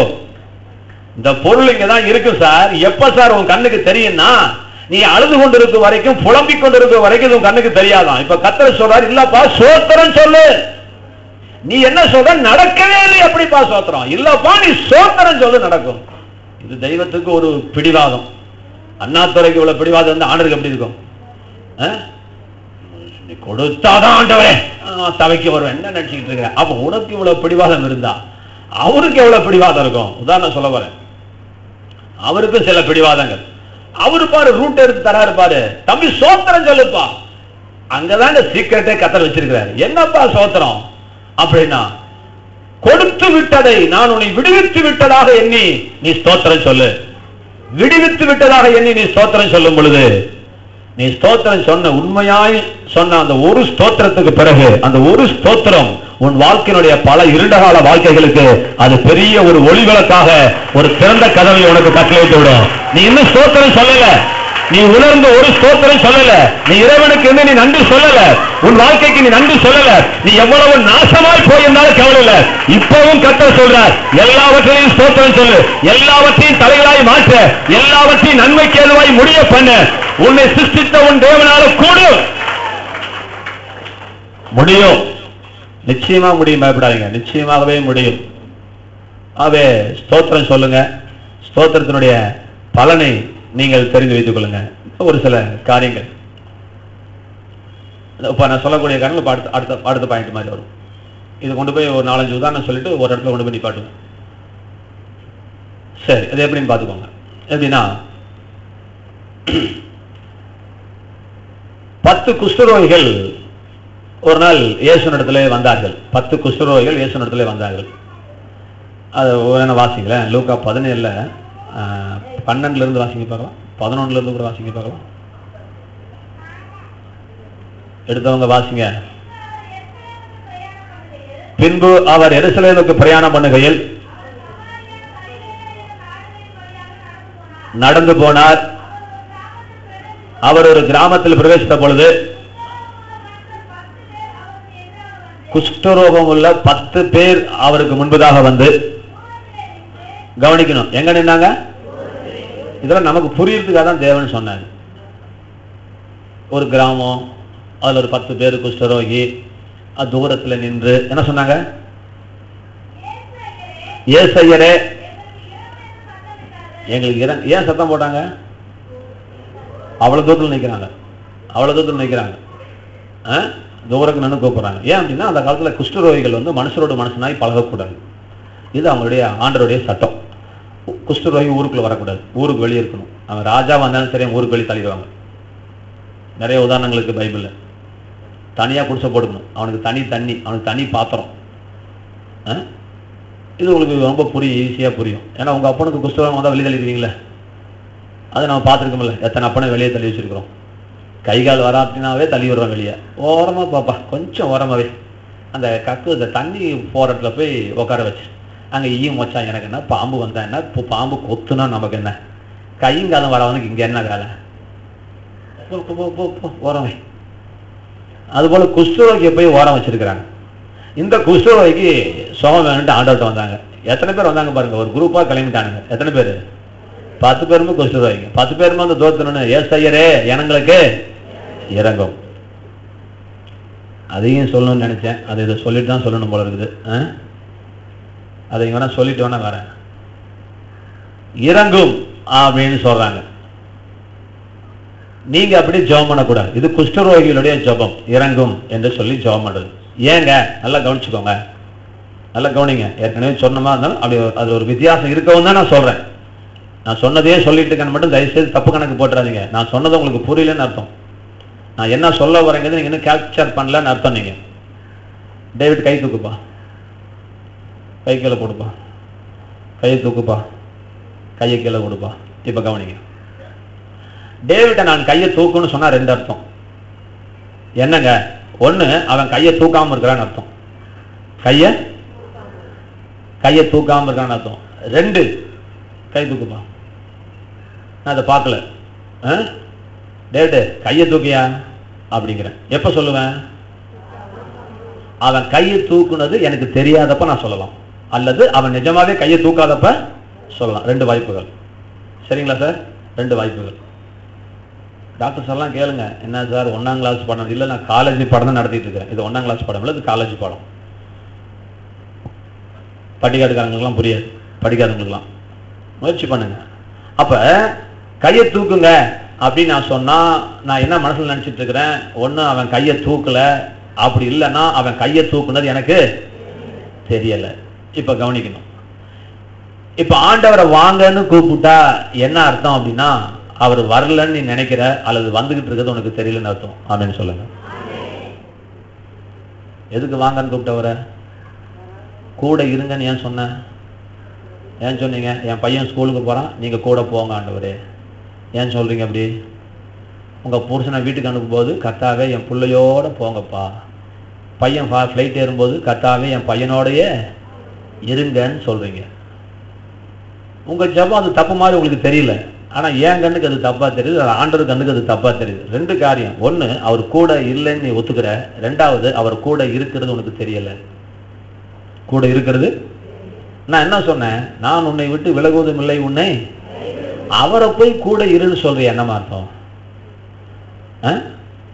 அவரை போய் அந்த மாதிரி பண்ணுங்க லட்சுமி அம்மா, அந்த அம்மா, அந்த ஐயா, அந்த ஆண்டவரை போய், அந்த நீதிபரரை, அந்த சத்தியபரரை, அந்த வார்த்தை மாறாத தேவனை நீ ஏன் கூட இருங்கன்னு ஏன் சொல்றீங்க? கூட வாங்கன்னு ஏன் சொல்றீங்க? உதவி செய்யுங்கன்னு ஏன் சொல்றீங்க? இறங்குன்னு ஏன் சொல்றீங்க? அப்புறம் எப்படிதான் சொல்லி தொலைகிறது? வழி இருக்கா இல்லையா? எப்படி சொல்லணும் பார்வதி? ஒரு கை தட்டுங்க. அம்மா சொன்னதுக்காக, கூட இருப்பதற்காக ஸ்தோத்திரம். நான் எட்டி உதச்சி காரி மூஞ்சில தொப்பி செருப்பால் அடிச்சா கூட வெக்கம் கட்டி என் கூட வர தெய்வமே உனக்கு ஸ்தோத்திரம்னு சொல்லு. நீ என்ன செஞ்சாலும் போய் தொலைலன்னு சொல்றாரு அவரு. அந்த தெய்வம் உன் கூட இருக்கிறார். எதுக்கு இருக்கிறாரு பாத்தீங்களா?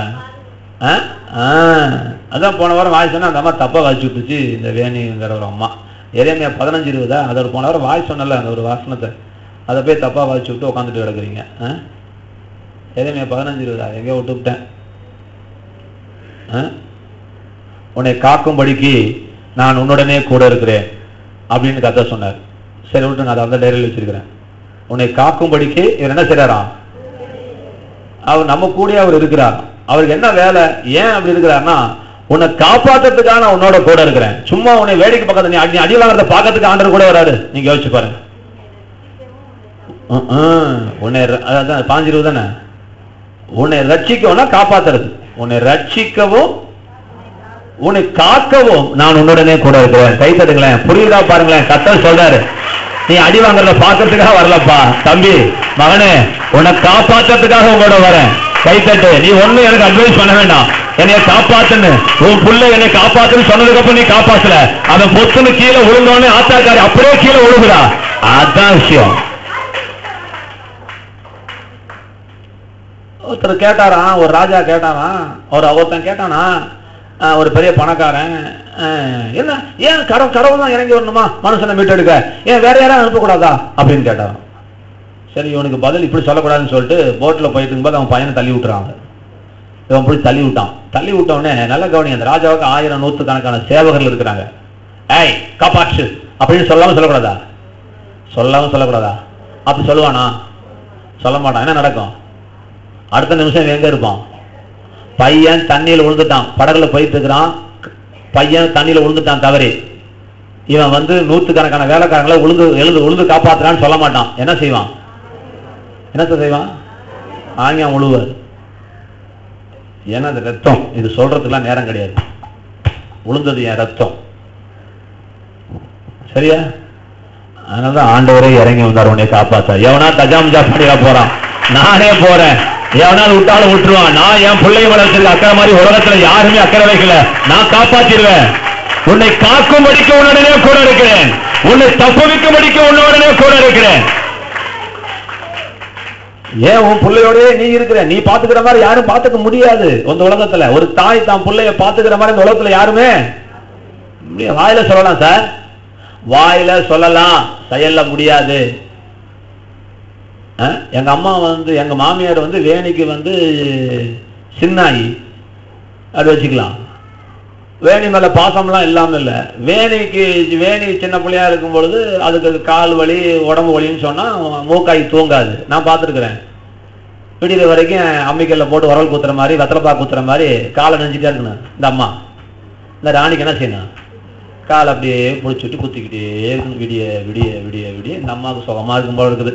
குத்து குத்து குத்து குத்து குத்துன்னு பரண்டு படுக்க படுக்க குத்து குத்து குத்து குத்துன்னு குத்தடி குத்தடி ஜெயலக்கா, குனிஞ்சி குத்தடி ஜெயலக்கான்னு குத்தி விட்டுக்கிட்டே இருக்கும். தூங்குமா அந்த கிழவி பெத்தவ? தூங்கல. ஏன்னா உடம்பு சரியில்லை, காய்ச்சா வாந்தி வருது பிள்ளைக்கு. அதனால அம்மா என்ன செய்யல, தூங்கல. பார்த்துக்கவேன். இதே இது எங்க சின்னாயி என்ன செய்யுது, எங்க மாமியார் என்ன செய்யுது, 11 மணிக்கு முடிச்சிருக்குமா, 12 மணி வரைக்கும் முடிச்சிட்டு இருக்குமா, 12:05க்கு கொர்ன்னு சேர்த்து வச்சதெல்லாம் மூக்குல வருதா இல்லையா? இல்லையா, தொண்டையில கொரட்டை வருதுன்னு சொல்லி கலாட்டா பண்ணி விட்டாதீங்க. டேடி எனக்கு ஒரு டவுட்டு, கொரட்டை மூக்குல இருந்து வருதா வாயிலிருந்து வருதான்னு கேட்டுறாதீங்க. அப்ப ஏன் தூங்குன? பாசம் இல்லாம இல்ல, பாசம்லாம் இருக்குது. ஏன் தூங்கிருச்சு? நீ பெக்கல. சரியா? பெத்த வயிறு வேற, பெக்காத வயிறு வேற. ஆமென்னு சொல்லுங்களேன். சரி, ரைட்டுங்க. அதனால நீங்க உங்க பிள்ளைய காப்பாத்துற மாதிரி உலகத்துல யாரும் காப்பாற்ற முடியாது. இன்னைக்கு பாடனுடைய ரகசியமே அதுதான். அது யாருக்கும் தெரியல பாருங்க. உன் சர்வ வல்லமுடைய தேவன் உன்னை மறப்போறான்னு பாட்டு வரல, வசனமும் இல்லை. எப்படி இருக்கு பாருங்க. உன்னை சிருஷ்டித்தவர் உன்னை மறப்பாரோ, உன்னை உண்டாக்கினவர் உன்னை கைவிடுவாரோ? அவர் உன்னை உண்டாக்கி இருக்கிறார், அவர் உன்னை சிருஷ்டித்திருக்கிறார். அதனால அவர் உன்னை மறக்க மாட்டார், அதனால அவர் உன்னை கைவிட மாட்டார். சரிங்க. அப்ப அவர்கிட்ட போய் ஜெபம் பண்ணும் போது இறங்குங்க, கூட வாங்க, கூட போங்கன்னு விட்டுருங்க. ஜெபத்தை மாத்துங்க. உங்க ஜெபம் மாறணும். என்ன மாறணும்? இந்த காரியம் நடந்ததுக்காய் ஸ்தோத்திரம் ஆண்டவரே சொல்லிட்டு ஒரு கட்டளை மாத்திரம் கொடுங்க, மறந்துடாதீங்க. இயேசுவின் நாமத்தினால ஒரு ஷூ ஒன்று வாங்கிட்டேன். நான் என்னை போட்டு பார்த்தா வாங்கிட்டு போனேன். நான் திருச்சியில நான் போட்டு பார்த்தா வாங்கிட்டு வந்தேன். நடந்து பாருங்கன்னா நடந்து பார்த்தேன். வீட்டில் ஷூவே போட முடியல, காலுக்குள்ளேயே போக மாட்டேங்குது. என்ன அது மந்திரமானா என்னன்னு தெரியல. ஆனா சைஸ் எல்லாம் மாத்தல, என் காலு போகல, எரிஞ்சு தொலையுது, புண்ணாயிடுச்சு. ஐயோ மாத்தன வேண்டு போறேன். நான் பார்க்கும் போதே ஒரே ஒரு சைஸ் தான் இருக்குன்னு சொல்லிதான் கொடுத்தான். இப்ப அவன் மாத்துவானா? வாங்கி 15 நாளைக்கு மேல ஆச்சுன்னு வச்சுக்கோங்க, ஒரு வார்த்தைக்கு சொல்றேன். மாத்துவானா? அப்ப ஆண்டவரே ஆண்டவரேன்னு சாரதாஸ்ல போகும்போது ஜெபம் பண்ணிட்டு போறேன். அது சாரதாஸ் தாண்டி போயிருக்கு, தைலா பழத்துல கடை. நான் சோத்திரம் ஆண்டவரே வாங்கிட்டாங்க வாங்கிட்டாங்கன்னு சொல்லிட்டு அப்புறம் சொன்னேன். ஆண்டு சொன்னார், ஏய் ஒரு கட்டளை கொடுத்துட்டு போ அப்படின்னாரு. சோத்திரமும் சொல்றேன். ஆனாலும் நமக்கு திக்கு கடைக்கு போற வரைக்கும் எனக்கு சினிமா படம் பாக்குற மாதிரி இருக்கு. முடியாதுன்னு தானே போச்சு ஷூ. யாருக்கு தரது முடிவு பண்ணிட்டேன். அடுத்தது என்னை விட யாரு கால டேவிடுக்கு தரதா, யாருக்கு தரது யோசிச்சுட்டு இருக்கிறேன். யாருக்கு அந்த ஷூ வாங்கி கொடுத்தாரோ 700 ரூபா போச்சேன்னு யோசிச்சுட்டே போறேன். கடைசியா இயேசுவின் நாமத்தினால அவன் புத்தியெல்லாம் மாறட்டும். ஏன்னா நான் விதைக்காதான் நான் விதைப்பான். இப்போ நான் விதைச்சிட்றேன் அட்வான்ஸாக சொல்லிட்டு அவன் புத்தியை நான் மாத்துறேன். எனக்கு அங்கே ஷூ இருக்கணும், இந்த ஷூவே இல்லைனாலும் இதுக்கு தகுந்த நல்ல ஷூ, இதோட நல்ல ஷூ எனக்கு கிடைக்கணும், அவன் அது தரணுங்கிற என்ன வரணும்னு நான் போயிட்டேன். போய் அவன்கிட்ட பயந்துக்கிட்டே போய் நைட்டு நேரத்து கூட்டம் முடிச்சு 9:15 மணிக்கு போய் கேட்குறேன். கேட்ட உடனே சரி சார், அதனால என்ன சார், ஐயா அடுத்த நம்பர் எடுத்துக்கொடு அப்படின்ட்டான். நான் விரும்பி எடுத்த ஷூ சைஸில் அடுத்த சைஸில் வாங்கிட்டு வந்தேன். அப்போ என்ன சொல்கிறேன், ஒரு கட்டளை கொடுத்தேன். அப்போ கட்டளை செய்யுங்க, கூட வாங்க அப்படின்னு ஜெபம் பண்ணாம இந்த காரியத்தை நீங்க முடிச்சு கொடுத்ததுக்காக நன்றி ஆண்டவரே. இயேசுவின் நாமத்தினாலே தடைகள் விலகட்டும், அவன் புத்தி மாறட்டும், அவன் தரணுங்கிற எண்ணத்தை நான் கொடுக்குறேன். இப்படிப்பட்ட ஜபங்கள் பண்ணி பழகுங்க. இதை விட்டுட்டு ஓன்னு இந்த ஒப்பாரி வைக்கிற அந்த கிளவி ஜபத்தெல்லாம் விட்டுருங்க. செல்போன் வேலை செய்யல, எத்தனை நாள் அழுதா வேலை செய்யும்? ஊரே அழுதாலும் வேலை செய்யாது. எத்தனை நாள் உபவாசம் போட்டா வேலை செய்யும்? ஊரே 40 நாள் உபவாசம் போட்டாலும் வேலை செய்யாது. என்ன செய்யணுமோ அது செஞ்சா வேலை செய்யும். ஆமேன்னு சொல்லுங்களேன். என்ன செய்யணுமோ அதை யோசிங்க பிரதர். அம்மா என்ன செய்யணும்னு யோசிங்க. அழுகிறதெல்லாம் அந்த காலத்து பொட்ட பிள்ளைங்க செஞ்ச வேலை. இது 21ஆம் நூற்றாண்டு. உட்கார்ந்து அழுதுட்டு இருக்காத, என்ன செய்யணும் என்பதை நீங்கள் சிந்தித்து நீங்கள் செயல்பட்டால் போதும். கூட வாங்க கூட வாங்க அப்படின்னு சொல்லிட்டு இருக்காரு. அவர் கூட வருகிறார். நீங்கள் வருவதற்காக ஸ்தோத்திரம். என்னை காக்கும்படிக்கு என்னோட இருப்பதற்காக ஸ்தோத்திரம். என்னை தப்புவிக்கும்படிக்கு என்னோட கூட இருப்பதற்காக ஸ்தோத்திரம். ஒரு மனுஷனும் எதிர்த்து பேசாதபடிக்கு உன்னோடு இருப்பதற்காக ஸ்தோத்திரம் என்று ஆண்டவர் சொல்லுகிறார். ஆறுகள் உன் மீது புரளாமல் இருப்பதற்காக உன்னோடு இருக்கிறேன். அக்கினி ஜுவாலையில் விழுந்தாலும் அக்கினி ஜுவாலை உன் பேரில் பற்றாதபடிக்கு நான் உன்னுடனே கூட இருக்கிறேன். அதுக்காக நான் கூட இருக்கிறேன் அப்படிங்கிறார். அப்பேற்பட்ட ஒரு தேவன் கூட இருக்கும் பொழுது அவர் கூட இருங்க நீங்க சொல்ல வேண்டிய அவசியம் இல்ல. இப்ப ஆண்டவர்கிட்ட வந்து அந்த குஷ்டரோகி சொன்னா இறங்கும் என்று சொன்னான். இறங்கும் என்று சொன்னா அதை நீங்க அப்படி சொல்ல வேண்டிய அவசியம் இல்ல. அவர் ஏற்கனவே இரக்கமுள்ள தேவன், இரக்கமுள்ள தேவன். இப்ப கூட ஐயா வந்து காலையில பாஸ்டர் எனக்கு ஒரு டவுட்னாரு. இவர் அடிக்கடி சினிமா பாப்பாரான்னு கூட சந்தேகம் வந்துருச்சு எனக்கு. சீரியல் பாப்பாரான்னு. என்னப்பா டவுட்? எனக்கு கேட்ட யாராவது டவுட்டு கனவுன்னு சொன்னா என்ன செய்வேன் நானு? நீங்க என்ன தெரியுமா செய்யணும்? முத வேலை ஆமா சோத்திரம் சோத்திரம் சோத்திரம் ரெடி ஆகிக்குவேன். ஏன்னா அவன் என்ன சொல்ல போறானோ நான் தெரியலன்னு சொன்னா மனக்கட்ட பழப்பாச்சு. ஆண்டு வரையும் நான் ஊழியக்காரனாச்சே. சோத்திரம் சோத்திரம் சோத்திரம். முதவும் கனவுக்கு அர்த்தம் இல்லைங்கிறது எனக்கு நல்லா தெரியும். நீ கண்ட கனவுக்கு 10 பைசா என்ன இல்ல, சத்தியமா அர்த்தம் கிடையாது. நீ பெரிய புலவனாக உன் கனவுல கொண்டு வந்து கத்துற விளக்குறதுக்கு உன் தப்பு உனக்கு தெரியலையா? நடக்க போறத தேவன் சொல்லல. ஆக்சிடென்ட் ஆகி சாவன்னு சொல்றதுக்கு ஆண்டவர் தேவையா? ஹலோ, நீ சாக போறேன்னு சொல்றதுக்கு இறைவன் தேவையா? உனக்கு ஒரு விபத்து வரப்போகுதுன்னு சொல்றதுக்கு இறைவன் தேவையா? காப்பாற்றுறதுக்கு இறைவன் இல்லையா? சொல்லுங்க. ஒரு அப்பா புள்ள கேட்டா டே நாளைக்கு கால் ஓடிண்டாம அவனே அப்படின்னு வேணா சொல்லுவானா? அது எச்சரிக்கிறேன்னு சொல்றாங்க. அதெல்லாம் என்ன எச்சரிக்கிறது? அப்படியே எச்சரிச்சா என்ன அர்த்தம்? அப்படின்னா அது நடக்க போகுதுன்னு அர்த்தம் இல்லை. நடக்காதபடிக்கு ஒரு சோத்திரம் போட்டு பேய கட்டிட்டா எஸ்கேப் போகலாம் இல்லையா? அவ்வளோ விஷயம். ஐயோ கனவு கொடுத்துட்டவரே கனவு கொடுத்துட்டாருன்னு சொல்லி பயந்துட்டு இருப்பானு. கனவுல ஒரு பகுதி தான் உண்மையா இருக்கும். என்ன சொல்ல வராங்கிறத நீங்க புரிஞ்சிக்க மாட்டேங்கிறீங்க. உடனே அந்த கனவுக்கு என்ன அர்த்தம், இந்த கனவுக்கு என்ன அர்த்தம், அதெல்லாம் கேட்டுட்டு உங்க டைத்தை வேஸ்ட் பண்ணிட்டு இருக்காதீங்க. அப்ப யாராவது சொன்னா சோத்திரம் சொல்லணும். அப்ப இவர் வந்தனே பைபிள் ஒரு டவுட்னு கேட்டனே சோத்திரம் சோத்திரம் சோத்திரம். என்னங்க டவுட்டுங்க? ஐயா பெதஸ்தா குளம் என்றால் என்ன? அங்க ஒரு மண்டபம் என்று இருக்கிறதே, அந்த மண்டபத்துக்கு 5 கால்கள் இருக்கிறதே, அந்த 5 கால்கள் எதை காட்டுகிறதுனார்? செருப்போன்னு எங்கிட்ட என்ன அடிக்கிறதுக்கு? ஆஹா, எங்கேயோ போய் தப்பான உபதேசத்துல போய் ஐயா மாட்டிக்கிட்டாரு. நம்ம ஆளுங்க பெந்தகோஸ்துக்காரன் சும்மா இருக்க மாட்டேங்கிறான். கழுதன்னு சொன்னனே சபன்ட்டான். 4 கால் 4 சுவிசேஷங்கிறான். ஒரு உதாரணத்துக்கு ஒரு விவஸ்தை இல்லையா? நான் கேட்டேன் கழுதைக்கு காது எதை காட்டுதுன்னு கேட்கிறேன். கழுதையோட மூக்கு எதை காட்டுது? உலகத்துல எவனாவது வியாக்கியானம் பண்ண முடியுமா? கழுதைய வந்தோடனே கழுதைக்கு எடுக்கப்படுது. ஆசாரியன் நல்ல சமாரியன் வந்து தன் வாகனத்தை கொடுத்தானோ. அப்ப கழுதை என்றால் என்ன? அதுக்கு ஒரு பிரசங்கம். கழுதையின் கால்கள் 4 சுவிசேஷத்தை காட்டுகிறது, திருச்சபையை சுமந்து செல்லுகிறதுங்கிறான். என்னடா கூத்துக்கிட்டு அடிக்கிறீங்க? அவர் என்ன சொல்ல வந்தாரு? மண்டபத்துக்கு 5 காலம் சொல்ல வந்தாரு. அங்க என்ன நடந்துச்சு? என்ன முக்கியத்துவப்படுத்துகிறேன்? இறைவன் எதை முக்கியத்துவப்படுத்துகிறார் அதை முக்கியத்துவப்படுத்துங்க. என்ன சொல்ல வந்தாரு? பெதஸ்தா என்றால் இரக்கம். அந்த காலத்துல இயேசுநாதர் வரத்துக்கு முன்னாடி வியாதியஸ்தன் கடந்தாங்க. அவங்களுக்கு தேவன் ஏதோ ஒரு அதிர்ஷ்ட பரிசு போடுற மாதிரி, தீபாவளிக்கு ஆஃபர் போடுற மாதிரி எப்பயாவது ஒரு கலக்கி விட்டுட்டு அதுல முதல் எவன் விழுறானோ அவனுக்கு சொஸ்தமேடுன்னு சொல்லி ஒரு சிஸ்டம் வச்சு தன்னை தேவன் மனுக்குலத்துக்கு வெளிப்படுத்தி கொண்டிருந்தார். இரக்கமுள்ள தேவன் என்று வெளிப்படுத்தி கொண்டிருந்தார். அப்ப எப்பயாவது ஒரு கலங்கிச்சு. ஆனா இயேசுநாதர் வந்த பிறகு அந்த குளம் கலங்கினதா சரித்திரம் இருக்குதா? குளம் கலங்கவே இல்லை. என்ன சார் அவ்வளவு மோசமானவரா? இல்லைங்க, இயேசுவே வந்த பிறகு குளத்துக்கே வேலை இல்லை. இரக்கத்தின் தெய்வமே வந்து விட்டார். அது என்னைக்காவது ஒரு நாள் கலங்கு. இது எப்பவுமே கலங்கி கொண்டிருக்கிற களம். 24/7 hours உனக்காக தேவனுடைய இரக்கம் காத்துக் கொண்டிருக்கிறது. அந்த இரக்கத்தில் ஐஸ்வர்யம் உள்ள தெய்வத்தை பார்த்து இரங்கம் என்று சொல்லுகிறாயே. அட இரக்கம் கட்டவனே, அட புத்தி கட்டவனே, நீங்க இப்படி சொல்லாதீங்க. உங்க ஜெபம் மாறணும். மாறுதா? அழுகிறதெல்லாம் குறையணும். குறையுதா? அதெல்லாம் போனாலும் பண்ணிட்டேன், மறுபடியும் நீ பண்ண விட்டுறாதீங்க. அழுகிற வரைக்கும் உங்க காரியம் நடக்காது. ஏனென்றால் நீங்கள் பிசாசை மகிமைப்படுத்துகிறீர்கள். பிசாசு பெரியவன் என்று சொல்றீங்க. என் பிரச்சனையை கொடுத்த பிசாசு பெரியவன். என் பிரச்சனைக்கு தீர்வு கொடுக்கிற தேவன் அதை விட சிறியவர். என் பிரச்சனை தான் பெரியது என்று நீங்கள் சொல்லுவதற்கு சமானம் உங்கள் அழுகை, உங்கள் கண்ணீர். செத்தாலும் நீ தோக்காத, தோல்வியின் வார்த்தை பேசாது. நம்ம ஜெயிப்போம் அப்படிங்கிற ஆணித்தனமான உறுதியில நில்லுங்கள். அதுலயே நில்லுங்க. நான் ஜெயிப்பேன்னா நான் ஜெயிப்பேன், அதுலயே நில்லுங்க. இதுதான் தொடர்பில் நேரத்தை முதல் பாயிண்ட். இதுதான் கர்த்தர் முதல் பேசினார் நேற்று தொலைவில். மறுபடியும் இங்க சிக்கல் எனக்கு வருது. ஆதி பராசக்தியில அந்த புலவன் பேர் என்னக்கா? இன்னைக்கு அமாவாசை பௌர்ணமின்னு சொல்லணும். பேர் என்ன? கவியரசு என்ன ஒரு பேர் வருமே, யாரு சொல்லி? பாபா என்ன பாபா, அந்த ஒரு புலவன் வந்து இன்னைக்கு பௌர்ணமிமா, ஆக்சுவலா இன்னைக்கு வந்து அமாவாசை. ராஜா வந்து கேட்பான், இல்ல இன்னைக்கு பௌர்ணமிமா. இவன் தியானத்துல இருப்பான், சாமி கும்பிட்டுட்டு. இவன் சொல்லிடுவான், இல்ல இன்னைக்கு வந்து பௌர்ணமி தான்டுவான். ராஜாவுக்கு கோபம் வந்துடும். கொண்டு போய் ஒரு ஊஞ்சல்ல கட்டி நிக்க வச்சிருவான், கீழே நெருப்பு கொண்டோம். இன்னைக்கு பௌர்ணமி நிலா வரலன்னா நீ செத்து பேருன்னு சொல்லி ஏற்றி விட்டான். ஊரே பார்த்துக்கிட்டு இருக்குது. இவன் நல்ல புலவன் பேர் ஒண்ணு மேல ஏறிக்கிட்டான்.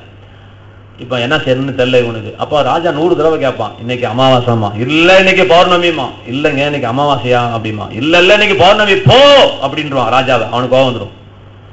அப்ப மேல உக்காந்துக்கிட்டு, வானில் சுடர் வருமோ எனக்கு இடர் வருமோ பதில் சொல்லடி அபிராமி அப்படின்னு பாட்டு பாடும்போது அந்த அம்மா காதலுக்கு டோலாக்க கழட்டி எரியுது. அது எத்தனையோ தடவை சொல்லிட்டேன். அப்ப ஏன் நான் சொல்றேன் அப்படின்னா, யார் ஒருத்தன் ஊர்ஜிதமாக இன்னைக்கு பௌர்ணமி தான் அப்படின்னு சொல்லும் பொழுது, ஒரு அமாவாசை பௌர்ணமியாக்க இறைவனால முடியும், ஒரு மனுஷனுடைய பக்தியால முடியும்னு உலக மனுஷனுக்கு இந்த பாடம் தெரிஞ்சிருக்கும் போது, உனக்கே இந்த பாடம் தெரியல. நீ ஊர்ஜிதமா நான் வெற்றி தான் பெறுவேன் என்று யாரெல்லாம் பிடிவாதமா நிக்கிறீங்களோ அவன் வெற்றி பெற்றே தீருவான். கை தட்டுங்க. நான் தோல்வி அடைய மாட்டேன், நான் தோல்வியோ ஏத்துக்க மாட்டேன். இதை விட 10,000 பேர் சொன்னாலும், உலகமே எனக்கு ஏற்ற அப்படி சொன்னாலும், நீ தோற்று போய்விட்டாய் என்று உலகமே சொன்னாலும் நான் அதை நிராகரிக்கிறேன். இயேசுவின் நாமத்தினால கேன்சல் பண்றேன். நீ சைன் பண்ணாதாக அது ஜெயிக்கும். நீ சைன் பண்ணாத, நீ தோத்துட்டேங்கிறதுக்கு நீ ஆமான் மட்டும் சொல்லிடாத. ஆமான்னு சொன்னதுக்கு அடையாளம் தான் உன் கண்ணீர், ஆமான்னு சொன்னதுக்கு அர்த்தம் தான் உன் கவலை, ஆமான்னு சொன்னதுக்கு அர்த்தம் தான் பயம். இந்த 3ஐயும் உன் வாழ்க்கையை கொள்ளுகிற விரோதிகள். நீங்க நினைக்கிறீங்க விபச்சாரம் பண்றவன் மன்னிக்கப்பட்டு விடுவான். விபச்சாரம் பண்ணனுக்கு அந்த தண்டனை விட நீதிமானும் இந்த பூமியிலே உத்தமனுமா இருந்த யோபுக்கு வந்த கஷ்டம் தான் அதிகமாக இருந்தது. ஏன்? நல்லவனுக்கு கஷ்டம் வரும்னு சொல்லி கொடுக்கிறதுக்காக அந்த பாடம், அவிசுவாசிக்கு இப்படி கஷ்டம் வரும்னு சொல்றதுக்காக அந்த பாடம். நான் மிகவும் பயந்த காரியம் எனக்கு சம்பவித்தது. The thing I greatly feared has come upon me. நான் மிகவும் பயந்த காரியம் எனக்கு சம்பவித்தது என்று அவன் சொல்லுகிறான். விபச்சாரத்தை விட பெரிய பாவம். நான் விபச்சாரம் பண்ணலைங்க, நான் ரொம்ப பரிசுத்தங்க. ஐயா, உன் கண்ணுல இருந்து அப்பப்போ ஒரு வாரத்துக்கு ஒரு கண்ணீர் வந்து கொண்டு இருக்கிறது, அது என்ன பாவம் தெரியுமா? அதை விட கேடுகட்ட பாவம். அந்த கண்ணீர் எதை காட்டுது? இன்னும் உன் தேவன் நினைச்சல, நீ நம்பல, ஒத்துக்கோ. எத்தனை ஜென்மனாலும் ஒத்துக்கோ, உன் தோல்வியை ஒத்துக்கோ. முதலாவது ஏன் கர்த்தர் கிருபை தரலன்னா, நான் ஒண்ணு இல்லைன்னு சொல்லிட்டா கிருபை வந்துடும். நீ ஏதோ ஒண்ணு நினைச்சிட்டதுனால உனக்கு கிருபை வராமலே இருக்குது. தண்ணி பள்ளத்தை நோக்கி தான் வரும். ஊழியக்காரன் சொல்லி கொடுக்குறேன், மேட்டை நோக்கி வராது. எனக்கு எல்லாம் தெரியும் உட்கார்ந்து கர்த்தர் கிட்டே வரமாட்டாரு. சாமி எனக்கு கத்துக் கொடுங்கப்பா, நான் கத்துக்க இன்னும் எவ்வளவோ இருக்குதுன்னு சொல்லும் பொழுது ஞானம் அவனை தேடி வரும். என்னால ஆண்டவரே எனக்கு கோவப்படாம இருக்க முடியலப்பா, எனக்கு கிருபை கொடுத்தா கிருபை கொடுத்துருவார். நான் எங்க கோவப்படுறேன் அப்படின்னு கேட்கறவன் மூக்க விளைச்சிட்டே சாக வேண்டியதான், ரெட்ட குளத்தை பாக்கி மாதிரி. தாழ்த்துங்க கர்த்தர்கிட்ட, இறங்குனீங்கன்னா அவரு தந்துருவார்.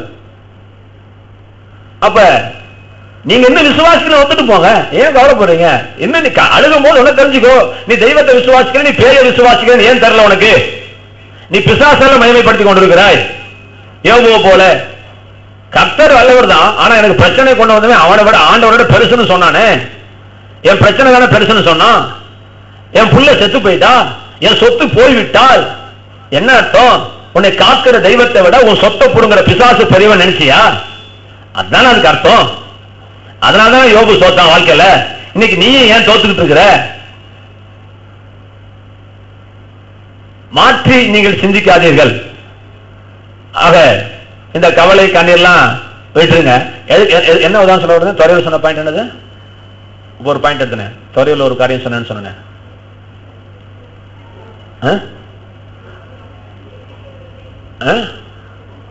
ஆதி பராசக்திக்காக சொல்ல வந்தேன். சரி, என்னமா சொல்லுங்க? அதாவது நான் தோக்க மாட்டேன்னு உறுதியா இருங்க. நான் தோக்க மாட்டேன். நான் சொல்லுங்க, நான் தோக்க மாட்டேன். சொல்லுங்க ஒரு தடவை, நான் தோக்க மாட்டேன். சின்ன விஷயம் வரட்டுங்க, ஒரு சின்ன விஷயம், இந்த காய்ச்சல் சரியா போகாதுன்னு சொன்னா நீங்க ஏத்துக்காதீங்க. அப்படி பழகுங்க, உங்க மைண்ட் அப்படி பழக்குங்க. நான் ஜெயிப்பேன்டா, நான் ஜெயிப்பேன். இதுல நீங்க ஆணித்தரமாக நீங்கள் உறுதியாக இருந்தால் நீங்கள் வெற்றியை காணாமல் நீங்கள் சாக போவது கிடையாது. பௌர்ணமி அமாவாசைய பௌர்ணமியாக்க முடியும்னா உன் வாழ்க்கையில் இருக்கிற அமாவாசையை ஏங்க உங்களால பௌர்ணமியை மாற்ற முடியாது? மாற்ற முடியுங்க. மாற்றுங்க, கை தட்டுங்க, மாற்றுங்க. உங்க வாழ்க்கையை நீங்க மாற்றுங்க. உங்க வாழ்க்கையை நீங்க தான் மாற்றணும். இறைவன் மாத்துறதா இருந்தா என்னைக்கோ மாத்திட்டு போயிருப்பாரு. உன் வாழ்க்கையை நீ தான் மாத்துறதா கர்த்தர் விட்டு வச்சிருக்காரு. நீ தோல்வியை திருப்பு, நீ தோல்வியை திருப்பு, நீ தோல்வியை மாற்று, உன் கண்ணீரை மாற்று, மாத்துங்க. உங்க வாழ்க்கையை திருப்பி மேல வாங்க. அதுக்குதான் பிரசங்கம், அதுக்குதான் பிரசங்கம். உங்க ஆத்மா புதிதா இருக்கணும். உங்களை எண்ணம் போல வாழ்வுன்னு சொல்லிட்டாங்க பெரியவங்க, புரியாமல சொன்னாங்க. கர்த்தர் சொன்ன வார்த்தையோட பெரிய வார்த்தை, எண்ணம் போல வாழ்வு, மனம் போல மாங்கல்யம். ஆகவே நான் வெற்றி தான் பெறுவேன் அப்படிங்கிற அந்த ஊர்ஜிதத்தை நில்லுங்க. சரி, இப்ப பாருங்க, குஷ்டரோகி ஆண்டவர்கிட்ட சொன்னாங்க இறங்குங்கன்னு சொன்னாங்க. நீங்க உங்க ஜெபத்தை மாத்துங்க. சரி, இறங்குன்னு சொல்லியாச்சு. இப்ப ஆண்டவர் என்ன சொன்னாரு வாசிங்க, நல்ல கவனிங்க. இந்த 10 பேர் கேட்ட கேள்வி என்னங்க? எங்களுக்கு இறங்கும். அப்படி என்ன என்ன அர்த்தம்? என்ன சோமாங்கன்னு கேட்கறான். சரியாப்பா, இதுதானே அர்த்தம். எனக்கு இறக்கம் பாராட்டுன்னு என்ன அர்த்தம்? பிச்சை போடணும் அர்த்தமா? அவன் பிச்சை கேட்கலையே, அவன் பிச்சைக்காரன் இல்லையா வந்தவன்? குஷ்டரோகி. அவன் ஏழையா பணக்காரனா தெரியாது. பணக்காரன் குஷ்டம் வராதா? வரலாம்ல. நாகமான்கிறதும் தேசத்தினுடைய படைத்தலைவன், அவனுக்கு குஷ்டரோகம் நேரத்தில் வாசிக்கிறோமே. அவன் ஏழையா பணக்காரனான்னு எனக்கு பிரச்சனை, கடவுளுக்கு பிரச்சனை இல்லை. அவன் காசை கேட்கறதுக்காக இறங்குன்னு சொல்லல. அவன் இறங்குன்னு சொல்ற அர்த்தம் என்ன? என்ன சுகமாக்குங்கன்னு அர்த்தம். இப்போ ஒரு பாயிண்ட், ஒரு சின்ன குட்டி வெளிப்பாடு சொல்றேன். ஒரு கிக் அடிக்குதான் பாருங்க. என்ன அப்படின்னா, இன்றைக்கு டாக்டர் சார் சொல்லுங்க சார், முத்தின குஷ்டரோகத்தை குணப்படுத்த முடியுமா? எல்லாரும் கேட்கிற மாதிரி பதில் சொல்லுங்க. முத்தின குஷ்டரோகத்தை குணப்படுத்த முடியுமா? அழிச்சிட்டு வராங்க.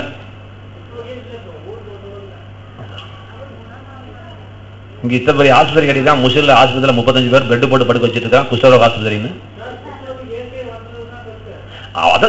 அத சொல்லுங்க. Right right. நான் என்ன கேட்டேன், புதுசா வருமானு கேட்டேன் அவங்ககிட்ட. முத்துன குஷ்டரோகம் சரியாகுமான்னு கேட்டேன். என்னங்க நம்பிக்கை வச்சாவா? மருந்து எடுத்தா? ரைட். ஒரு 5 வருஷத்துக்கு முன்னாடி, ஒரு 10 வருஷத்துக்கு முன்னாடி சொல்லுங்க கரெக்டா. ஏன்னா எங்க அப்பா வேலை செஞ்சது லெப்ரசி ஹாஸ்பிட்டல். அதுக்கு பேரே தொழுநோய் கட்டுப்பாட்டு நிலையம் இல்லைங்களா? தொழுநோய் குணமாக்கு நிலையம் இல்ல, கட்டுப்பாட்டு நிலையம். நான் வச்சுக்கோங்க. நான் என்ன சொல்றேன்னு கொஞ்சம் புரிஞ்சுட்டு வாங்க. ஏதோ ஒரு பாயிண்ட் சொல்ல வரேன். என்ன லட்சுமி கேட்கும் போது எனக்கு என்ன தூது கொடுக்குறீர் ஆண்டவரேன்னு கேட்டுட்டே வாங்க. எனக்கு என்ன அப்படின்னு கேட்டுட்டே வாங்க. அப்பதான் உங்களுக்கு லைட் அடிக்கும்.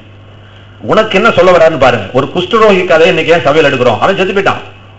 ஏன் இன்னைக்கு அந்த சபையில பிரசங்கத்துல வருகிறது? கிளி வந்து ஒரு சீட்டு எடுத்து போட்டா அதை நம்பிட்டு போய் அவன் பிசினஸ் ஆரம்பிக்காம இருக்கான், பிசினஸ் ஆரம்பிக்கிறான். உலகத்தான் இன்னைக்கு கர்த்தர் பைபிள் இத்தனை வசந்தது ஒரு வசந்த எடுத்து போறாரு, அது உனக்கு நீ ஏன் எடுத்துக்கொள்ள கூடாது? எடுத்துக்கோ, உனக்கு கர்த்தர் பேசுறாரு. என்னங்க என்ன சின்ன விஷயம், எத்தனை தடவை பிரசங்கம் பண்ணிருக்கீங்க? 150 தடவை பிரசங்கம்னு கேளுங்க. இதுதான் இன்னைக்கு உங்களுக்கு தீர்க்க தரிசனம். உங்களுக்கு இன்னும் வரவே இல்லை. இதெல்லாம் சேர்த்து வச்சு தீர்க்க தரிசனத்துல போவேன். அதோட வேணா முடிக்கிற மாதிரி வரும்னு நினைக்கிறேன், பார்க்கலாம். அப்ப அந்த இந்த 2000 ஆண்டுகளுக்கு முன்பதாக, 10 ஆண்டுகளுக்கு முன்பாகவே குஷ்டரோகத்தை குணப்படுத்த முடியாது. 2000 ஆண்டுகளுக்கு முன்பதாக குஷ்டரோகத்தை குணப்படுத்தக்கூடிய விஞ்ஞானம் வந்துருச்சா? சத்தியமாக கிடையாது.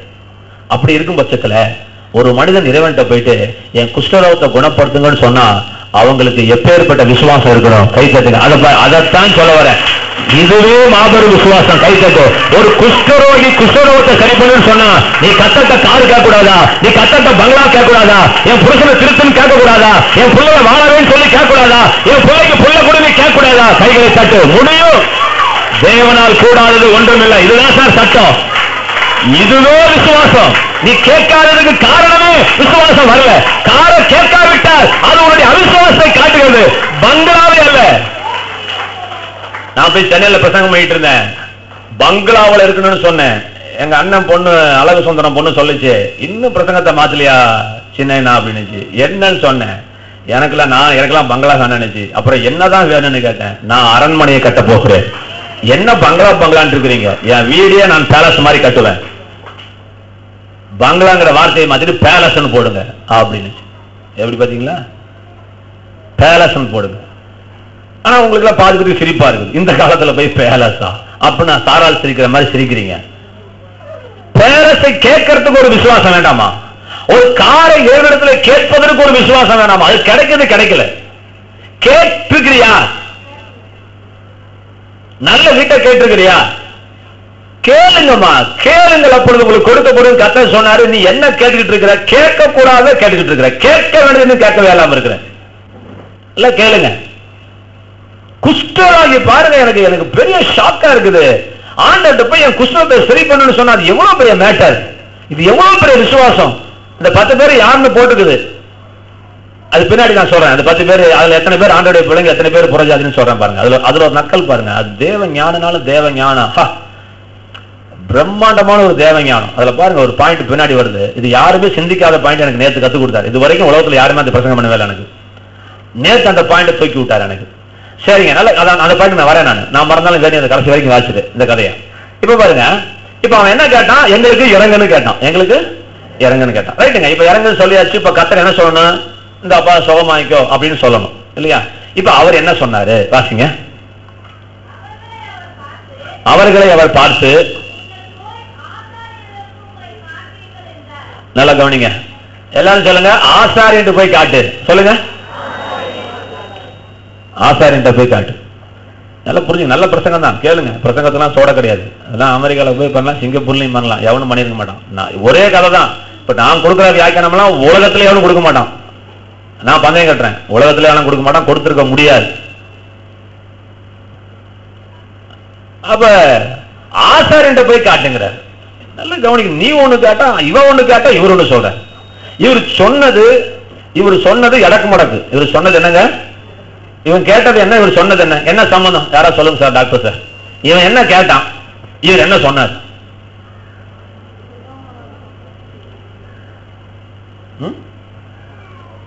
சம்பந்தம் இல்லாம தெரியுது. ஐயா சொல்றாரு கரெக்டா. சம்பந்தம் இல்லாம கதை பேசுவாரா? ஆமா, புலவி ஏற்கனவே பிரசங்கம் பண்ணதை கேட்டுட்டு அதுக்கு ஒரு மூளை வேணாமா? அதுக்கு ஒரு பிஎட் எம்எஸ்சியா இதெல்லாம் படிக்க வேணாமா? வேலை செய்யுது, பாஸ் மார்க் வாங்கிட்டு வர, பரவாயில்ல. 0 ஹவர்ஸ் பல்ப் எரிஞ்சிக்கிட்டு இருக்கு உள்ளுக்குள்ள, இன்னும் லைட்லாம் ஃபியூஸ் ஆகல, இருக்குது, பல்ப் எரியுது, கரண்ட் இருக்குது, சப்ளை இருக்குது, டெஸ்டர் வச்சு பார்த்தா வருது. சோகம் கொடுங்கன்னு கேட்டா இவர் என்ன பதில் சொல்றாரு? ஆசாரியன்ட்ட போய் காட்டுங்கிறாரு. நல்லா கவனிச்சுக்கோங்க, 10 பேத்து வரலாம் இப்படி இருக்குது, அப்படி மனசுல வச்சுக்கோங்களேன். 10 பேத்து கை எப்படி இருக்குது? பாதி அழுவி இப்படி இருக்குது. இப்படிதான் தோசையை தட்ட முடியும், இப்படிதான் பிடி பிடிக்க முடியும், இப்படி இருக்குது கை. ஐயா எனக்கு இறங்குன்னு சொல்லி தூரத்துல சொல்றான், எனக்கு கிட்ட வரக்கூடாதுன்னு சொல்லிட்டேன். அப்ப தூரத்துல கேட்கறான். இவர் சொன்ன அப்படியே போப்பா. அப்படியே எங்க போ? ஆசாரியன்ட்ட ஏன் போகணும் அப்படின்னா, நல்லா நான் வச்சுக்கொள்ளுங்க. இப்ப டெத் சர்டிபிகேட் வேணா எங்க போகணும்? நம்ம இன்கம் சர்டிபிகேட் என்ன கஷ்டம்ப்பா, சகோதரி தான் தெரியும். என்ன பாஸ் இன்கம் சர்டிபிகேட் இவ்வளவு கஷ்டமா? வாங்கி பார்த்தாலே தெரியும், நடந்து பார்த்தாலே தெரியும். ஒரு 200 ரூபாய் பெட்ரோல் காலியா இருக்கும் இல்லையா? 10 மணிக்கு வாங்க, 12 மணிக்கு வாங்க, எல்லா வேலையும் விட்டுட்டு போய் உட்காந்துக்கிட்டே போகணும். பெட்ரோல் ஆவியா போயிட்டு இருக்கும்போது அவன் கையெழுத்து போட மாட்டான். அவனுக்கு ஒரு 100 ரூபாய் பின்னாடி வச்சு தள்ளி விட்டாதான் போடுவான்னு நமக்கு வெளிப்பாடு என்னைக்கு வருதோ அந்த வெளிப்பாடு வரைக்கும் உனக்கு கையெழுத்து வராது. நீங்க நினைச்சுக்கிட்டு இல்லைங்க போட்டுருவாங்க, இல்லைங்க போட்டுருவாங்க. மயில் வேணா இறகையை போடும், விஓ கையெழுத்து போட மாட்டான்.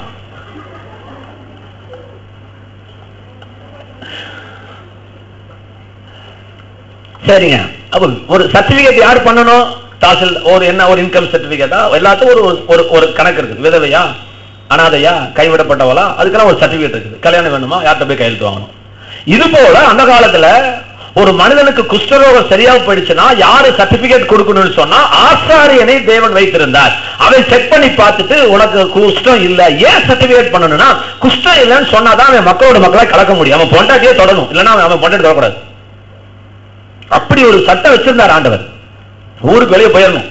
இவன் ஊருக்குள்ள வர ஆசை பண்ணா இவன் யார போய் பார்க்கணும்?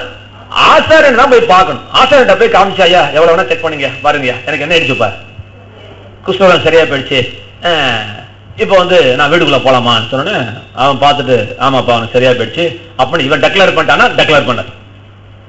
இப்ப ஆண்டவர் என்ன சொன்னாரு? இப்ப பாருங்க, யார போய் பார்க்க சொன்னாரு? சிந்திங்க, ஆண்டவருடைய மூளையை பாருங்க. கை எப்படிதான் இருக்கு? கை இப்படிதான் இருக்குது. இந்த 10 பேரும் பேசியிருப்பானுங்கல்ல, இந்த ஆளுக்கு நட்டுக்கிட்டு கண்டு போச்சா குஷ்டரோகம் எனக்கே தெரியுது, எனக்கு நான் ஏன் ஆசாரியன் போகணும்? நான் இவருக்கு கண்ணு தெரியல, இல்ல ஆசாரியம் குருடணும். எதுக்கு என்ன போக சொன்னாரு? கேள்விக்குறி தானே. எப்பதான் போகணும் சார்? இவன் கை எப்படிதான் இருக்கு? எங்க போக சொன்னாரு? ஆகாண்ட போனார். வாசிக்கும் போது வாசித்த பிறகு ஒரு கைத்தை தட்டுவோம். அற்புதமான வெளிப்பாடு. வாசிங்க எல்லாம் சொல்லுங்க. அந்த படி. எந்த படி? அவர் கிழக்கு போக சொன்னா நீ கிழக்கு போயிருக்கணும், அவர் மேற்க போக சொன்னா மேற்க போயிருக்கணும் இல்லையா? அந்த படினா அவர் சொன்னபடி இல்லையா? அந்த படி மெதுவா வாசிக்கணும், மெதுவா வாசிக்கணும். ஒவ்வொரு வார்த்தையை வாசிங்க. அவர்கள் போகையில். சொல்லுங்க. அவர்கள் போகையில். எங்க போறாங்க இப்ப? கை எப்படி இருக்குது? அவர்கள் போகையில். எப்பங்க? சொல்லுங்க. அவர்கள் போகையில் சொஸ்தமானார்கள். கைதட்டுங்க, நல்ல கைதட்டு. போகையில் சொஸ்தமானார்கள். சுகம் கொடுத்துட்டு போ சொல்லல, போ சொல்லிட்டு கட்ட சுகம் கொடுக்கிறார். கைகளை தட்டுங்க. அதாங்க தேவன். அவருக்கு ஒரு ஸ்டைல்.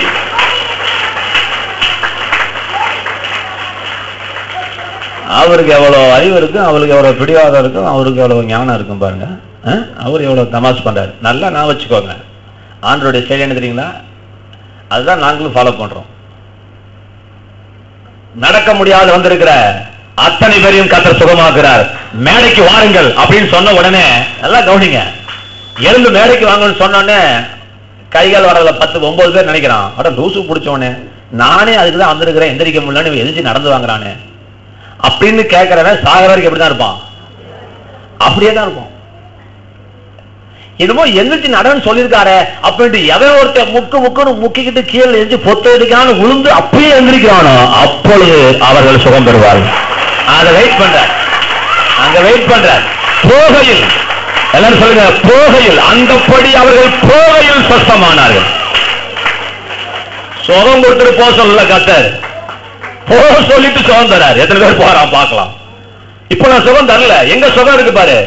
போகும் பொழுது சுகம், போகும் பொழுது சுகத்தை கொடுத்தார்.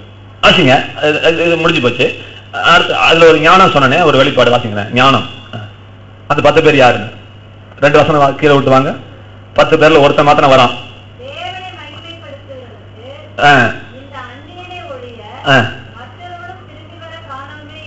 10 பேர்ல ஒருத்த மாத்திரம் வந்து தேவனுக்கு ஸ்தோத்திரம் சொல்லி இவருக்கு நன்றி சொல்லி இயேசுவை பின்பற்றினான் என்று வேதத்திலே வாசிக்கும் பொழுது இயேசு அவனை பார்த்து கேட்டாரு, உன்னோடு கூட 10 பேர் சொஸ்தமாகவில்லையா? மற்ற 9 பேர் எங்கே என்று அவனிடத்துல ஒரு கேள்வி கேட்டுட்டு இப்ப நம்ம கிட்ட ஒரு பதில் சொல்றாரு. என்ன வாசிங்க? அந்நியனை தவிர. என்னக்கா அழகு புரியுதுங்களாக்கா? இப்ப வந்தவன் யாரு? வராதவன் யாரு? இந்த காலத்துல ஏது விசுவாசி? ஆண்டவருடைய பிள்ளைங்கன்னு சொல்லு. 9 பேர் ஆண்டவருடைய பிள்ளைங்க, ஒருத்த மாத்திரம் அந்நிய. ஆண்டவருடைய பிள்ளைங்க பொண்டாட்டியை கட்டி பிடிச்சி பிள்ளை பேக்க போயிட்டான், கடையை திறந்துக்க போயிட்டான். ஆனா இவன் எங்க வந்துட்டான்? ஒருத்தன் ஆண்டவரை பின்தொடர்ந்தான். கைப்பற்றுங்க. அதாங்க விஷயம். கர்த்தர் யாருக்கு சுதந்திரம்னா, இப்பவும் உனக்கு சொல்றேன், எந்த வியாதியோடு வந்திருந்தாலும் இப்ப நான் சொல்றேன், கர்த்தர் உனக்கு ஜீவனை தருவார், உனக்கு ஒரு மறுவாழ்க்கை தராரு. தந்த பிறகு ஏன் ஜெயிந்த அந்த வசந்த வாசி மேல தந்த பிறகு அவன் என்ன செஞ்ச? வாசிங்க. சுகம் பெற்ற பிறகு வாசிங்க.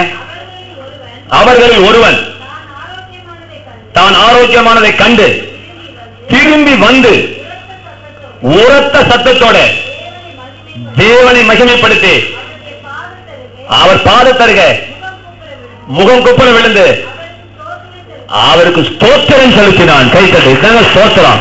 எப்படி வருது பாரு டெபினிஷன். இதுதாங்க ஸ்தோத்திரம். காரியம் முடிஞ்சிருச்சு, கர்த்தாவே உனக்கு ஸ்தோத்திரம் சொல்லு. சபைக்கு வந்தாயா? ஸ்தோத்திரம் சொல்ல முடிஞ்சா நீ வா, உனக்கு தேவன் அற்புதம் செய்வாரு. ஸ்தோத்திரம் சொல்லுவியா? தேவனுக்கு நன்றி உள்ளவனா இருப்பாயா? நீ தேவனை மகிமைப்படுத்துவாயா? இந்த அந்நியனத்தோட யாரும் வரலன்னு இருப்பாரு. எனக்கு அப்பதான் லைட் அடிக்குது, வந்த வராதவன் யாருன்னு பார்த்தா இருப்பாரு. என்ன நாசுக்கா தேவன் சொல்லியிருக்காரு, நம்ம மனத்தை நம்மளே வாங்கிக்க கூடாதுன்ட்டு இன்டைரக்டா சொல்றா இருப்பாரு. இந்த அந்நியனை தவிர வேற யாரும் வரலையா? அப்ப 9 பேர் யாருன்னு தேவன் தெரிஞ்சு போச்சு. ஆண்டவருடைய பிள்ளைங்க. வந்தது அந்நியன். புறஜாதியானுக்கு நன்றி இருக்குது, ஆனா யாருக்கு நன்றி இல்லையா? ஆமா, அவன் அதான் அவன் சமாரியன். மத்த 9 பேர் யாரு? அதனாலதான் புறஜாதி சமாரிய நாடு. மத்தவன் யாரு? அதான் விஷயம். சரிங்க. ஆகவே இப்ப என்ன தெரிஞ்சுக்கிட்டீங்க அப்படின்னா, ஆண்டவர் சுகம் கொடுத்துட்டு போய் காட்டுன்னு சொல்லல. போய் காட்டு அப்படின்னு சொன்ன பிறகு என்ன செய்றாரு? சரி, இன்னும் 2-3 இடம் எடுப்பேன், நல்லா கவனிங்க. 2-3 இடம் எடுத்துட்டு நான் எங்க போய் நிக்கிறேன் பாருங்க, அது சூப்பரா இருக்கும். நான் முடிக்கிற இடம் சூப்பரா இருக்கும். இப்ப நான் ஆன் தி வேல இருக்கேன். ஃபர்ஸ்ட் கேட் தாண்டிட்டேன், இப்ப 2வது கேட் தாண்டேன். 2வது கேட் என்னன்னா, ஒரு ஒரு கைகால் ஒரு கை சூமின ஒரு மனிதன் தேவாலயத்தில் இருக்கிறான். இயேசு அவனை பார்த்துட்டு, ஓய்வு நாளா இருக்கும், அந்த காலத்துல ஓய்வு நாள் வேலை செய்யக்கூடாது, எல்லாரும் இவரை குற்றம் பிடிக்கலான்னு இருக்கும் பொழுது அவனை பார்த்து ஏஞ்சி நில்லு அப்படின்னாரு. அவனை எந்திரிச்சு நெல்லு அப்படின்னாரு. எத்தனையோ சொல்லியிருக்கேன், எந்திரிப்பா, வலது கை உனக்கு வேலை செய்றீங்க, வா, பேனா பாக்கெட்ல போடு, இங்க வா, அங்கேயே நிக்காத, அங்க மேடையை பாரு, வலது கை மடைக்கும், என்ன வரலப்பா, வேலை செய்யற, சூம்பி போச்சு. இப்ப ஆண்டர் அவனை பார்த்து, தம்பி கையை நீட்டுப்பா அப்படின்னா, வெயிட் பண்ணுங்க, இப்படின்னா நான் வந்து என்ன சொல்லுவேன், நானாவது கை கால் வராதவன், நீ கண்ணு தெரியாத கபோதியாடா, நானே கை வரல தான் நின்றுட்டு இருக்கிறேன், நீ கையை நீட்டுங்கிறிய கபோதி பேர அப்படின்னு நான் போயிருப்பேன். அப்படி இல்ல டேவிட் மாதிரி ரொம்ப நல்ல பையனா இருந்தா, பாருங்க டேவிட் கேட்கறேன் பாருங்க, வெயிட் பண்ணுங்க, இல்ல நான் கேட்கறேன் பாருங்களேன். டேவிட் பேனா எடுத்துக்கூடியா, பேனா எடுத்துக்கூடியா, பேனா எடுத்து கொடு, எந்த கையில எடுத்து கொடுத்தான், இப்ப புரியுதா? ஏன் இப்ப கையை நீட்டுனா அதை நீட்டுவ, நீட்டு, கை நீட்டு, கையை நீட்டுப்பா, நீட்டுனா தெரியாதா? கையை தூக்கு, கையை தூக்கு, நல்லா தூக்கியா, தூக்கு. எந்த கையை தூக்கி இருப்பேன் நானா? அந்த டேவிட் எந்த கையை நீட்டி இருப்பான்? ஓ, கடவுள் சரியாதான் சொல்லியிருக்காருன்ட்டு சோத்து கை வரனா பீச்ச கை நீட்டி இருப்பான். இவன் பீச்ச கை நீட்டி இருந்தானா அவன் சாகர வரைக்கும் நீ இந்த கையும் மடங்கி வந்திருப்பான். ஆனா வசனம் சொல்லுது, உட்காருப்பா, அவன் கையை நீட்டும் பொழுது இந்த கை மறு கையை போல சொஸ்தமாயிற்று. இதெல்லாம் சுகத்தை பெற்றுக் கொள்றதுக்கு ரகசியங்களை தேவன் வச்சிருக்கிறார். உனக்கும் சுகத்தை தர வாங்கிக்கோ, அதுக்கு ஒரு அறிவு வேணும், அதுக்கு ஒரு விசுவாசம் வேணும். அவன் கையை நீட்டுறான் பாருங்க, கையை நீட்டுறான். நீட்டும் பொழுது அவர் சொன்னது முட்டாளா? இந்த கையை நீட்ட சொல்லுவாரா? அவருக்கு கண்ணு நான் தான் முட்டாள், அவர் முட்டாளா இருக்க முடியாது. அவர் சொன்ன 1000 அர்த்தம் இருக்குமே, அவர் இந்த கையை நீட்ட சொல்லல, இந்த கையை நீட்ட சொல்றாரு அப்படின்னு. இந்த கையை நீட்டும் பொழுது என்ன நடந்துச்சு? சுகம் உண்டானது. இன்னொரு உதாரணம், 3வது கேட்டு, சின்ன கேட்டு, ரொம்ப பெரிய கேட்டல. இப்ப அபி மேடம் மேடைக்கலாமா? அபி மேடைக்கலாம். இப்ப அவங்க அம்மாயி, ஏன்னா அம்மா இல்ல, அம்மாயி அங்க பாத்துக்கோ, இங்க பாரு, நான் அம்மா கிட்ட ஒரு கேள்வி கேட்கிறேன், கரெக்டா சொல்லுங்க. 25 கிலோ சிப்பத்தை இந்த பொண்ணு தூக்குமா? தூக்க சொல்லுவீங்களா? கவனிச்சிட்டே வாங்க, ஒரு நிமிஷம், உங்களுக்கு புரிஞ்சுக்கோங்க, சின்ன விஷயம் தான். இன்னைக்கு ஏன் போர் அடிக்குது? இதெல்லாம் போரெல்லாம் கிடையாது, பிராக்டிக்கலா கத்துக்கோங்க. 20 கிலோ தூக்க சொல்லுவீங்களா? இல்ல அவங்க அம்மாயி சொல்லட்டும், நீ சொல்லாத. 15 கிலோவை சொல்ல மாட்டீங்க, 10 கிலோவை இருங்க, 5 கிலோவை 1 கிலோமீட்டர் தூக்கிட்டு சொல்லுவீங்களா? இப்ப நல்லா கவனிங்க, 5 கிலோவை யோசிச்சு பார்த்துட்டு, வேற இந்த அம்மாய்கள் 2 கையிலும் ஜாமா இருக்கும் போது 5 கிலோ அரிசி கீழே விட்டு கிடக்குது. இப்ப வேற வழியே இல்ல, கூட வருது அபிதான். இப்ப அபி அதை எடுத்துக்கோன்னு சொல்றாங்க, கவனிங்க, அபி அதை எடுத்துக்கோன்னு சொல்றாங்க.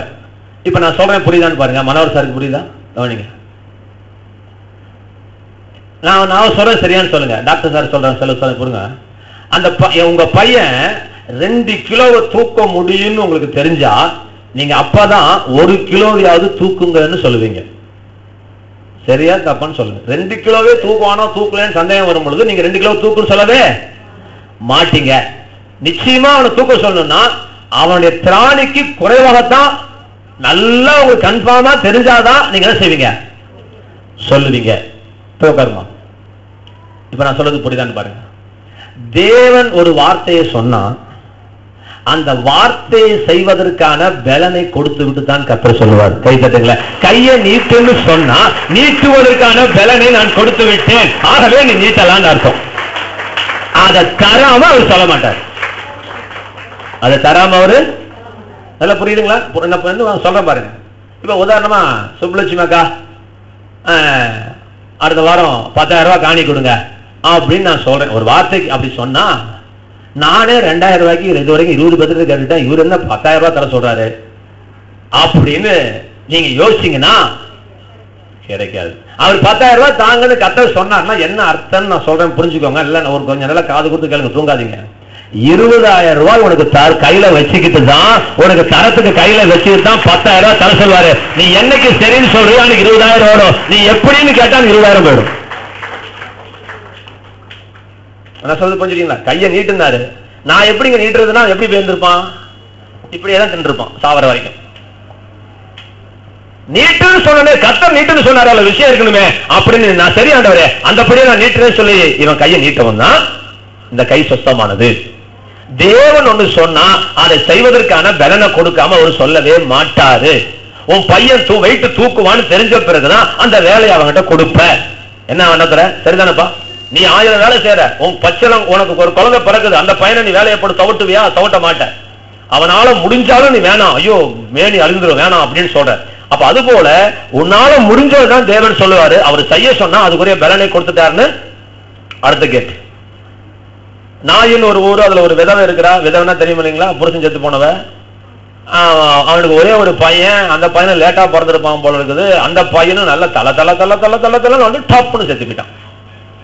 பாவம். இப்ப என்ன ஆயிடுச்சு அப்படின்னா, இந்த காலத்திலேயே பொண்டாட்டி சுடுகாட்டுக்கு போகக்கூடாது, பெண்கள் சுடுகாட்டுக்கு போகக்கூடாது. சரி, ஒரு 5 வருஷத்துக்கு முன்னாடி வச்சுக்கலாமே. இப்பதான் கொஞ்சம் ட்ரெண்ட் மாறுது. மாறணும், நீங்கெல்லாம் ட்ரெண்ட் மாறணும், நீங்கெல்லாம் மாத்துங்க. பாரதியாரை மாத்திரம் புரட்சி பண்ணக்கூடாது. உங்க ஊர்லயே நீங்க புரட்சி பண்ணிட்டு சாகணும். எதுலையாவது ஒண்ணு புரட்சி பண்ணுங்க சார். சும்மா முட்டாள்தனமா இந்த செம்மறியாடு சாஞ்சா சாயல் பக்கம் சாய செம்மறியாட சாவாத. உன்னால உன் ஊருக்கு ஒரு விடிவாளம் வரட்டும். முட்டாள்தனமாக யோசிச்சுட்டு முட்டாள்தனமா சாவாத. வீடு வரை உறவு, வீதி வரை மனைவி, காடு வரை பிள்ளை, கடைசி வரை யாரோன்னு ஒருத்தர் பாட்டு பாடினார். பாடம் மாத்தி வரைக்கும் பொண்டாட்டி வரலாம், அதுக்கு மேல வரக்கூடாது பொம்பளைங்கன்னு சொல்லி அந்த காலத்து சட்டம். இந்த காலத்து சட்டமே அந்த காலத்துல, அதுவும் யூதர்கள் முஸ்லீம் விட பயங்கரமானவங்க. ஆண்கள் எல்லாம் பார்க்க கூடாது, பெண்கள் பக்கத்து ஆண்கள் பக்கத்து பெண்கள் வரக்கூடாது, முக்காடு போட்டுட்டு இருக்கணும், ஏசு பேசக்கூடாது, தலை நிமிர்ந்து பார்க்க கூடாது, முக்காடு போட்டு கல்யாணம் பண்ணணும்னா இதெல்லாம் சட்டத்திட்டங்கள் உங்களுக்கு தான். இன்னைக்கும் கல்யாணம் ஆகிற வரைக்கும் புருஷனை பார்க்க முடியாது, புருஷன் முன்னாடி பார்க்க கூடாது, தரப்போட்டே மூடி வச்சிருப்பாங்க. போய் கல்யாணம் அனுமதி போய் பார்த்துக்க போ, கத்தர் தானே கொடுத்தாரு கல்யாணம் பண்ணிட்டு போ. அப்படி அதெல்லாம் தெய்வத்தை முன்னாடி செஞ்ச காரியம் பாருங்க. அதெல்லாம் கல்யாணங்க, அது கல்யாணங்க. உனக்கு தெய்வத்துக்கு ஜாம் பண்ணிட்டு வா, தெய்வம் ஓக்கனே கல்யாணம் பண்ணு, மூஞ்ச பார்த்து கல்யாணம் பண்ணாத. எப்படி பாருங்க சிஸ்டம், அவ்வளவு தெய்வத்தின் மேல் நம்பிக்கையோட இருக்கிறாங்க. சரிங்க, இந்த அம்மா சுடுகாட்டுக்கு வந்துருச்சு. ஏன் வந்துச்சு? வரலாமா? ஏன் வந்துச்சு? ஒரே வார்த்தை சொல்லுங்க, 3 எழுத்து வார்த்தை. பாசம். என்னங்க? அவரு சத்தியம் தெரிஞ்சு கூட சொல்றீங்க, சத்தியம் தெரிஞ்சதுக்கு முன்னாடி வாங்க. அந்த அம்மா ஒரு அம்மா பாசத்தினால சுடுகாட்டுக்கு வந்துட்டான். ஏசுனார் அப்ப இல்ல, நல்லா கவனிக்கணும். சுடுகாடு ஊருக்கு வெளியே வழக்கமா வச்சிருப்பாங்க, ஏன்னா பொணநாத்தம் வரக்கூடாதுன்னு சொல்லிட்டு. இவர் அடுத்த ஒரு வந்து உள்ளுக்குள்ள வரும்போது சுடுகாட்டை தாண்டி தான் வரும்.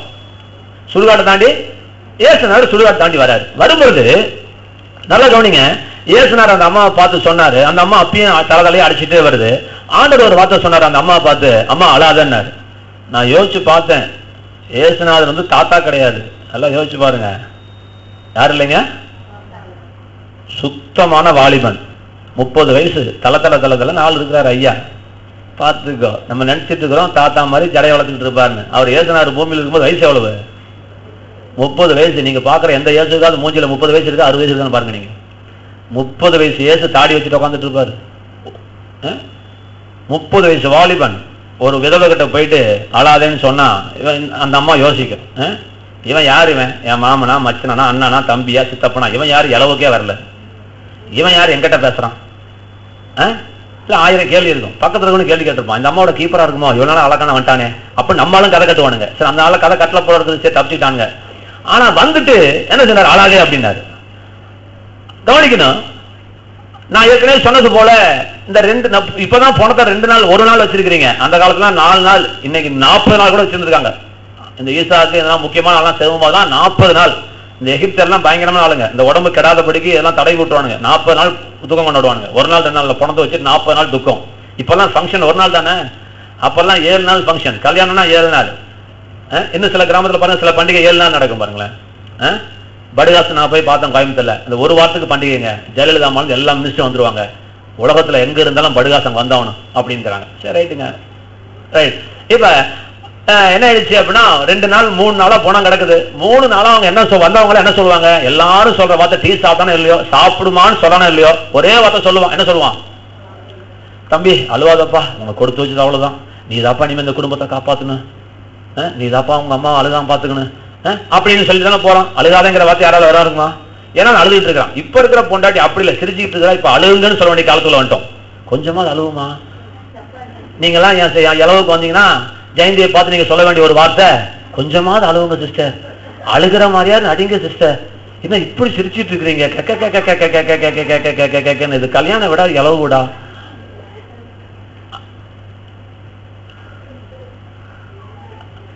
சரி, அப்ப அழாதேன்னு சொன்ன உடனே அவருக்கு காதல் நாகராஜுக்கு நான் 10 தடவை பிரசங்கம் பண்ணாவே காதல ரத்தம் வருதுங்கிறாரு.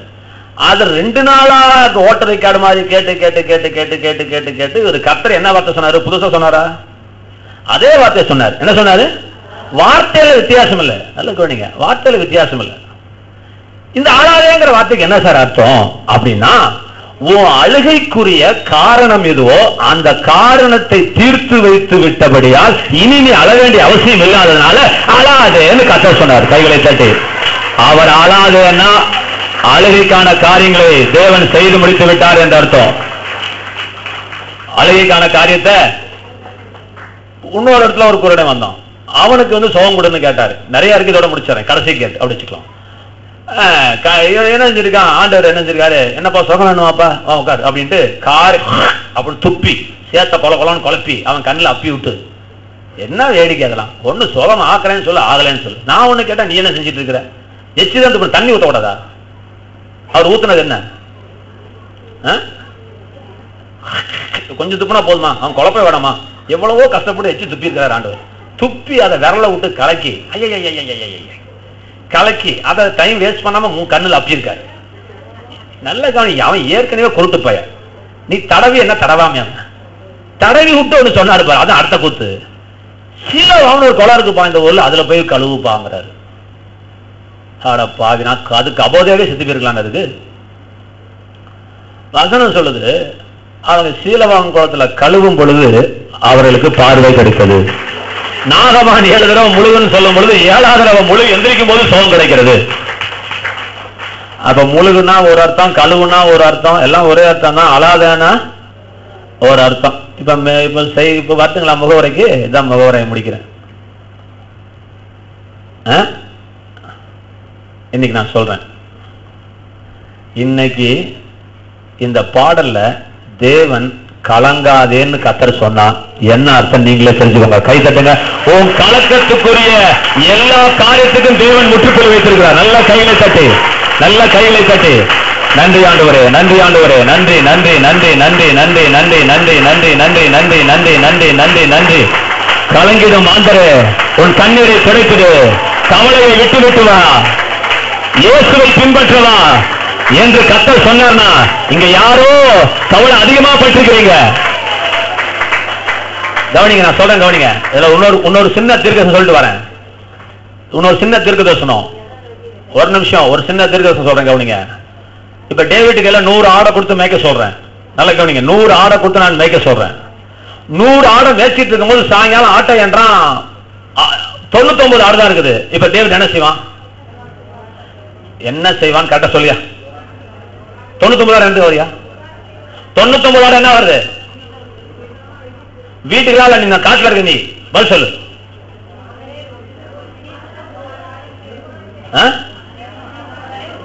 விட்டு வந்துருவீங்களா நீங்களா?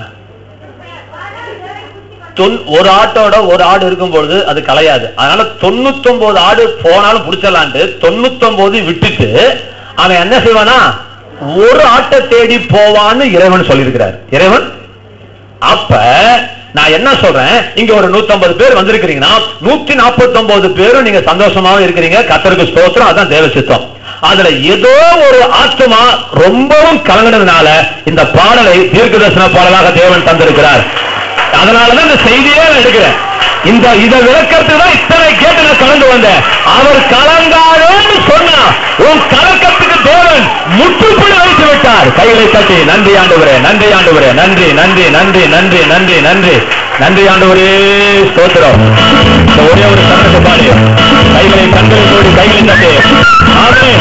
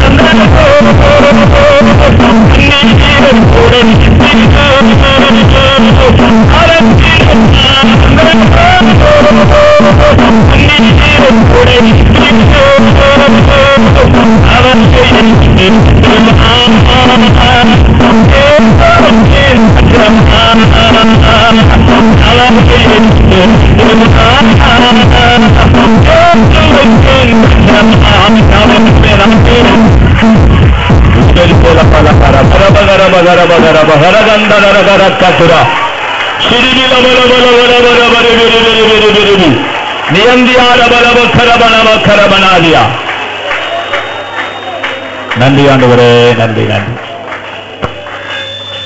ஒரு விசுவாசத்தோடு நீங்கள் புறப்பட்டு போங்கள். இங்க வால்யூம் அட்ஜஸ்ட் பண்ணுங்க. முதல் ஒரு விசுவா மேக்ஸிமம் எவ்வளவு இதுன்னு வச்சிருங்க. விசில் அடிக்காத அளவுக்கு. ஹலோ செக் கவனிங்க. உங்களுக்குள்ள ஒரு நம்பிக்கை பிறக்க வேண்டும். ஏதோ நீங்க நினைக்கிறீங்க பாட்டுன்னு, இதை கத்தர் பாட்டா தரல, வாழ்க்கையாகவே கத்தர் தருகிறார். அநேகருக்கு ஒரு திருப்புமுனையை கத்தர் கொண்டு வருகிறார். விசுவாசிக்கிற அத்தனை பேருக்களையும் ஒரு திருப்புமுனையை கத்தர் தருகிறார். சுகம் கொடுத்துட்டு போக சொல்ற தேவன் அல்ல. உன் கலக்கத்தை நீக்கிட்டு கலங்காதுன்னு சொல்ற கத்தர் தான். ஆனா உன் கண்ணுக்கு அது தெரியாது. என்னைக்கு கத்தர் என் கண்ணை தொடச்சிட்டாரு, இந்த வார்த்தை எனக்காகத்தான் அப்படின்னு எடுத்துக்கொண்டு நீங்க திருப்பி போக முடியும். அந்த வாழ்க்கையை ஒரு அற்புதத்தை காண போகிறீர்கள். ஒரு அற்புதத்தை காண போகிறார். இழந்துடாத ஒரு அற்புதத்தை பெற்றுட்டு எல்லாருக்கும் நான் சொல்றேன், உங்க வாழ்க்கையில ஏதோ ஒரு பகுதியில இன்னைக்கு கவலைப்படுங்க. அநேக நாட்களை கவலைப்பட்டுக் கொண்டிருக்கிறாய். அது நடக்காது என்று விட்டுவிட்டாய்.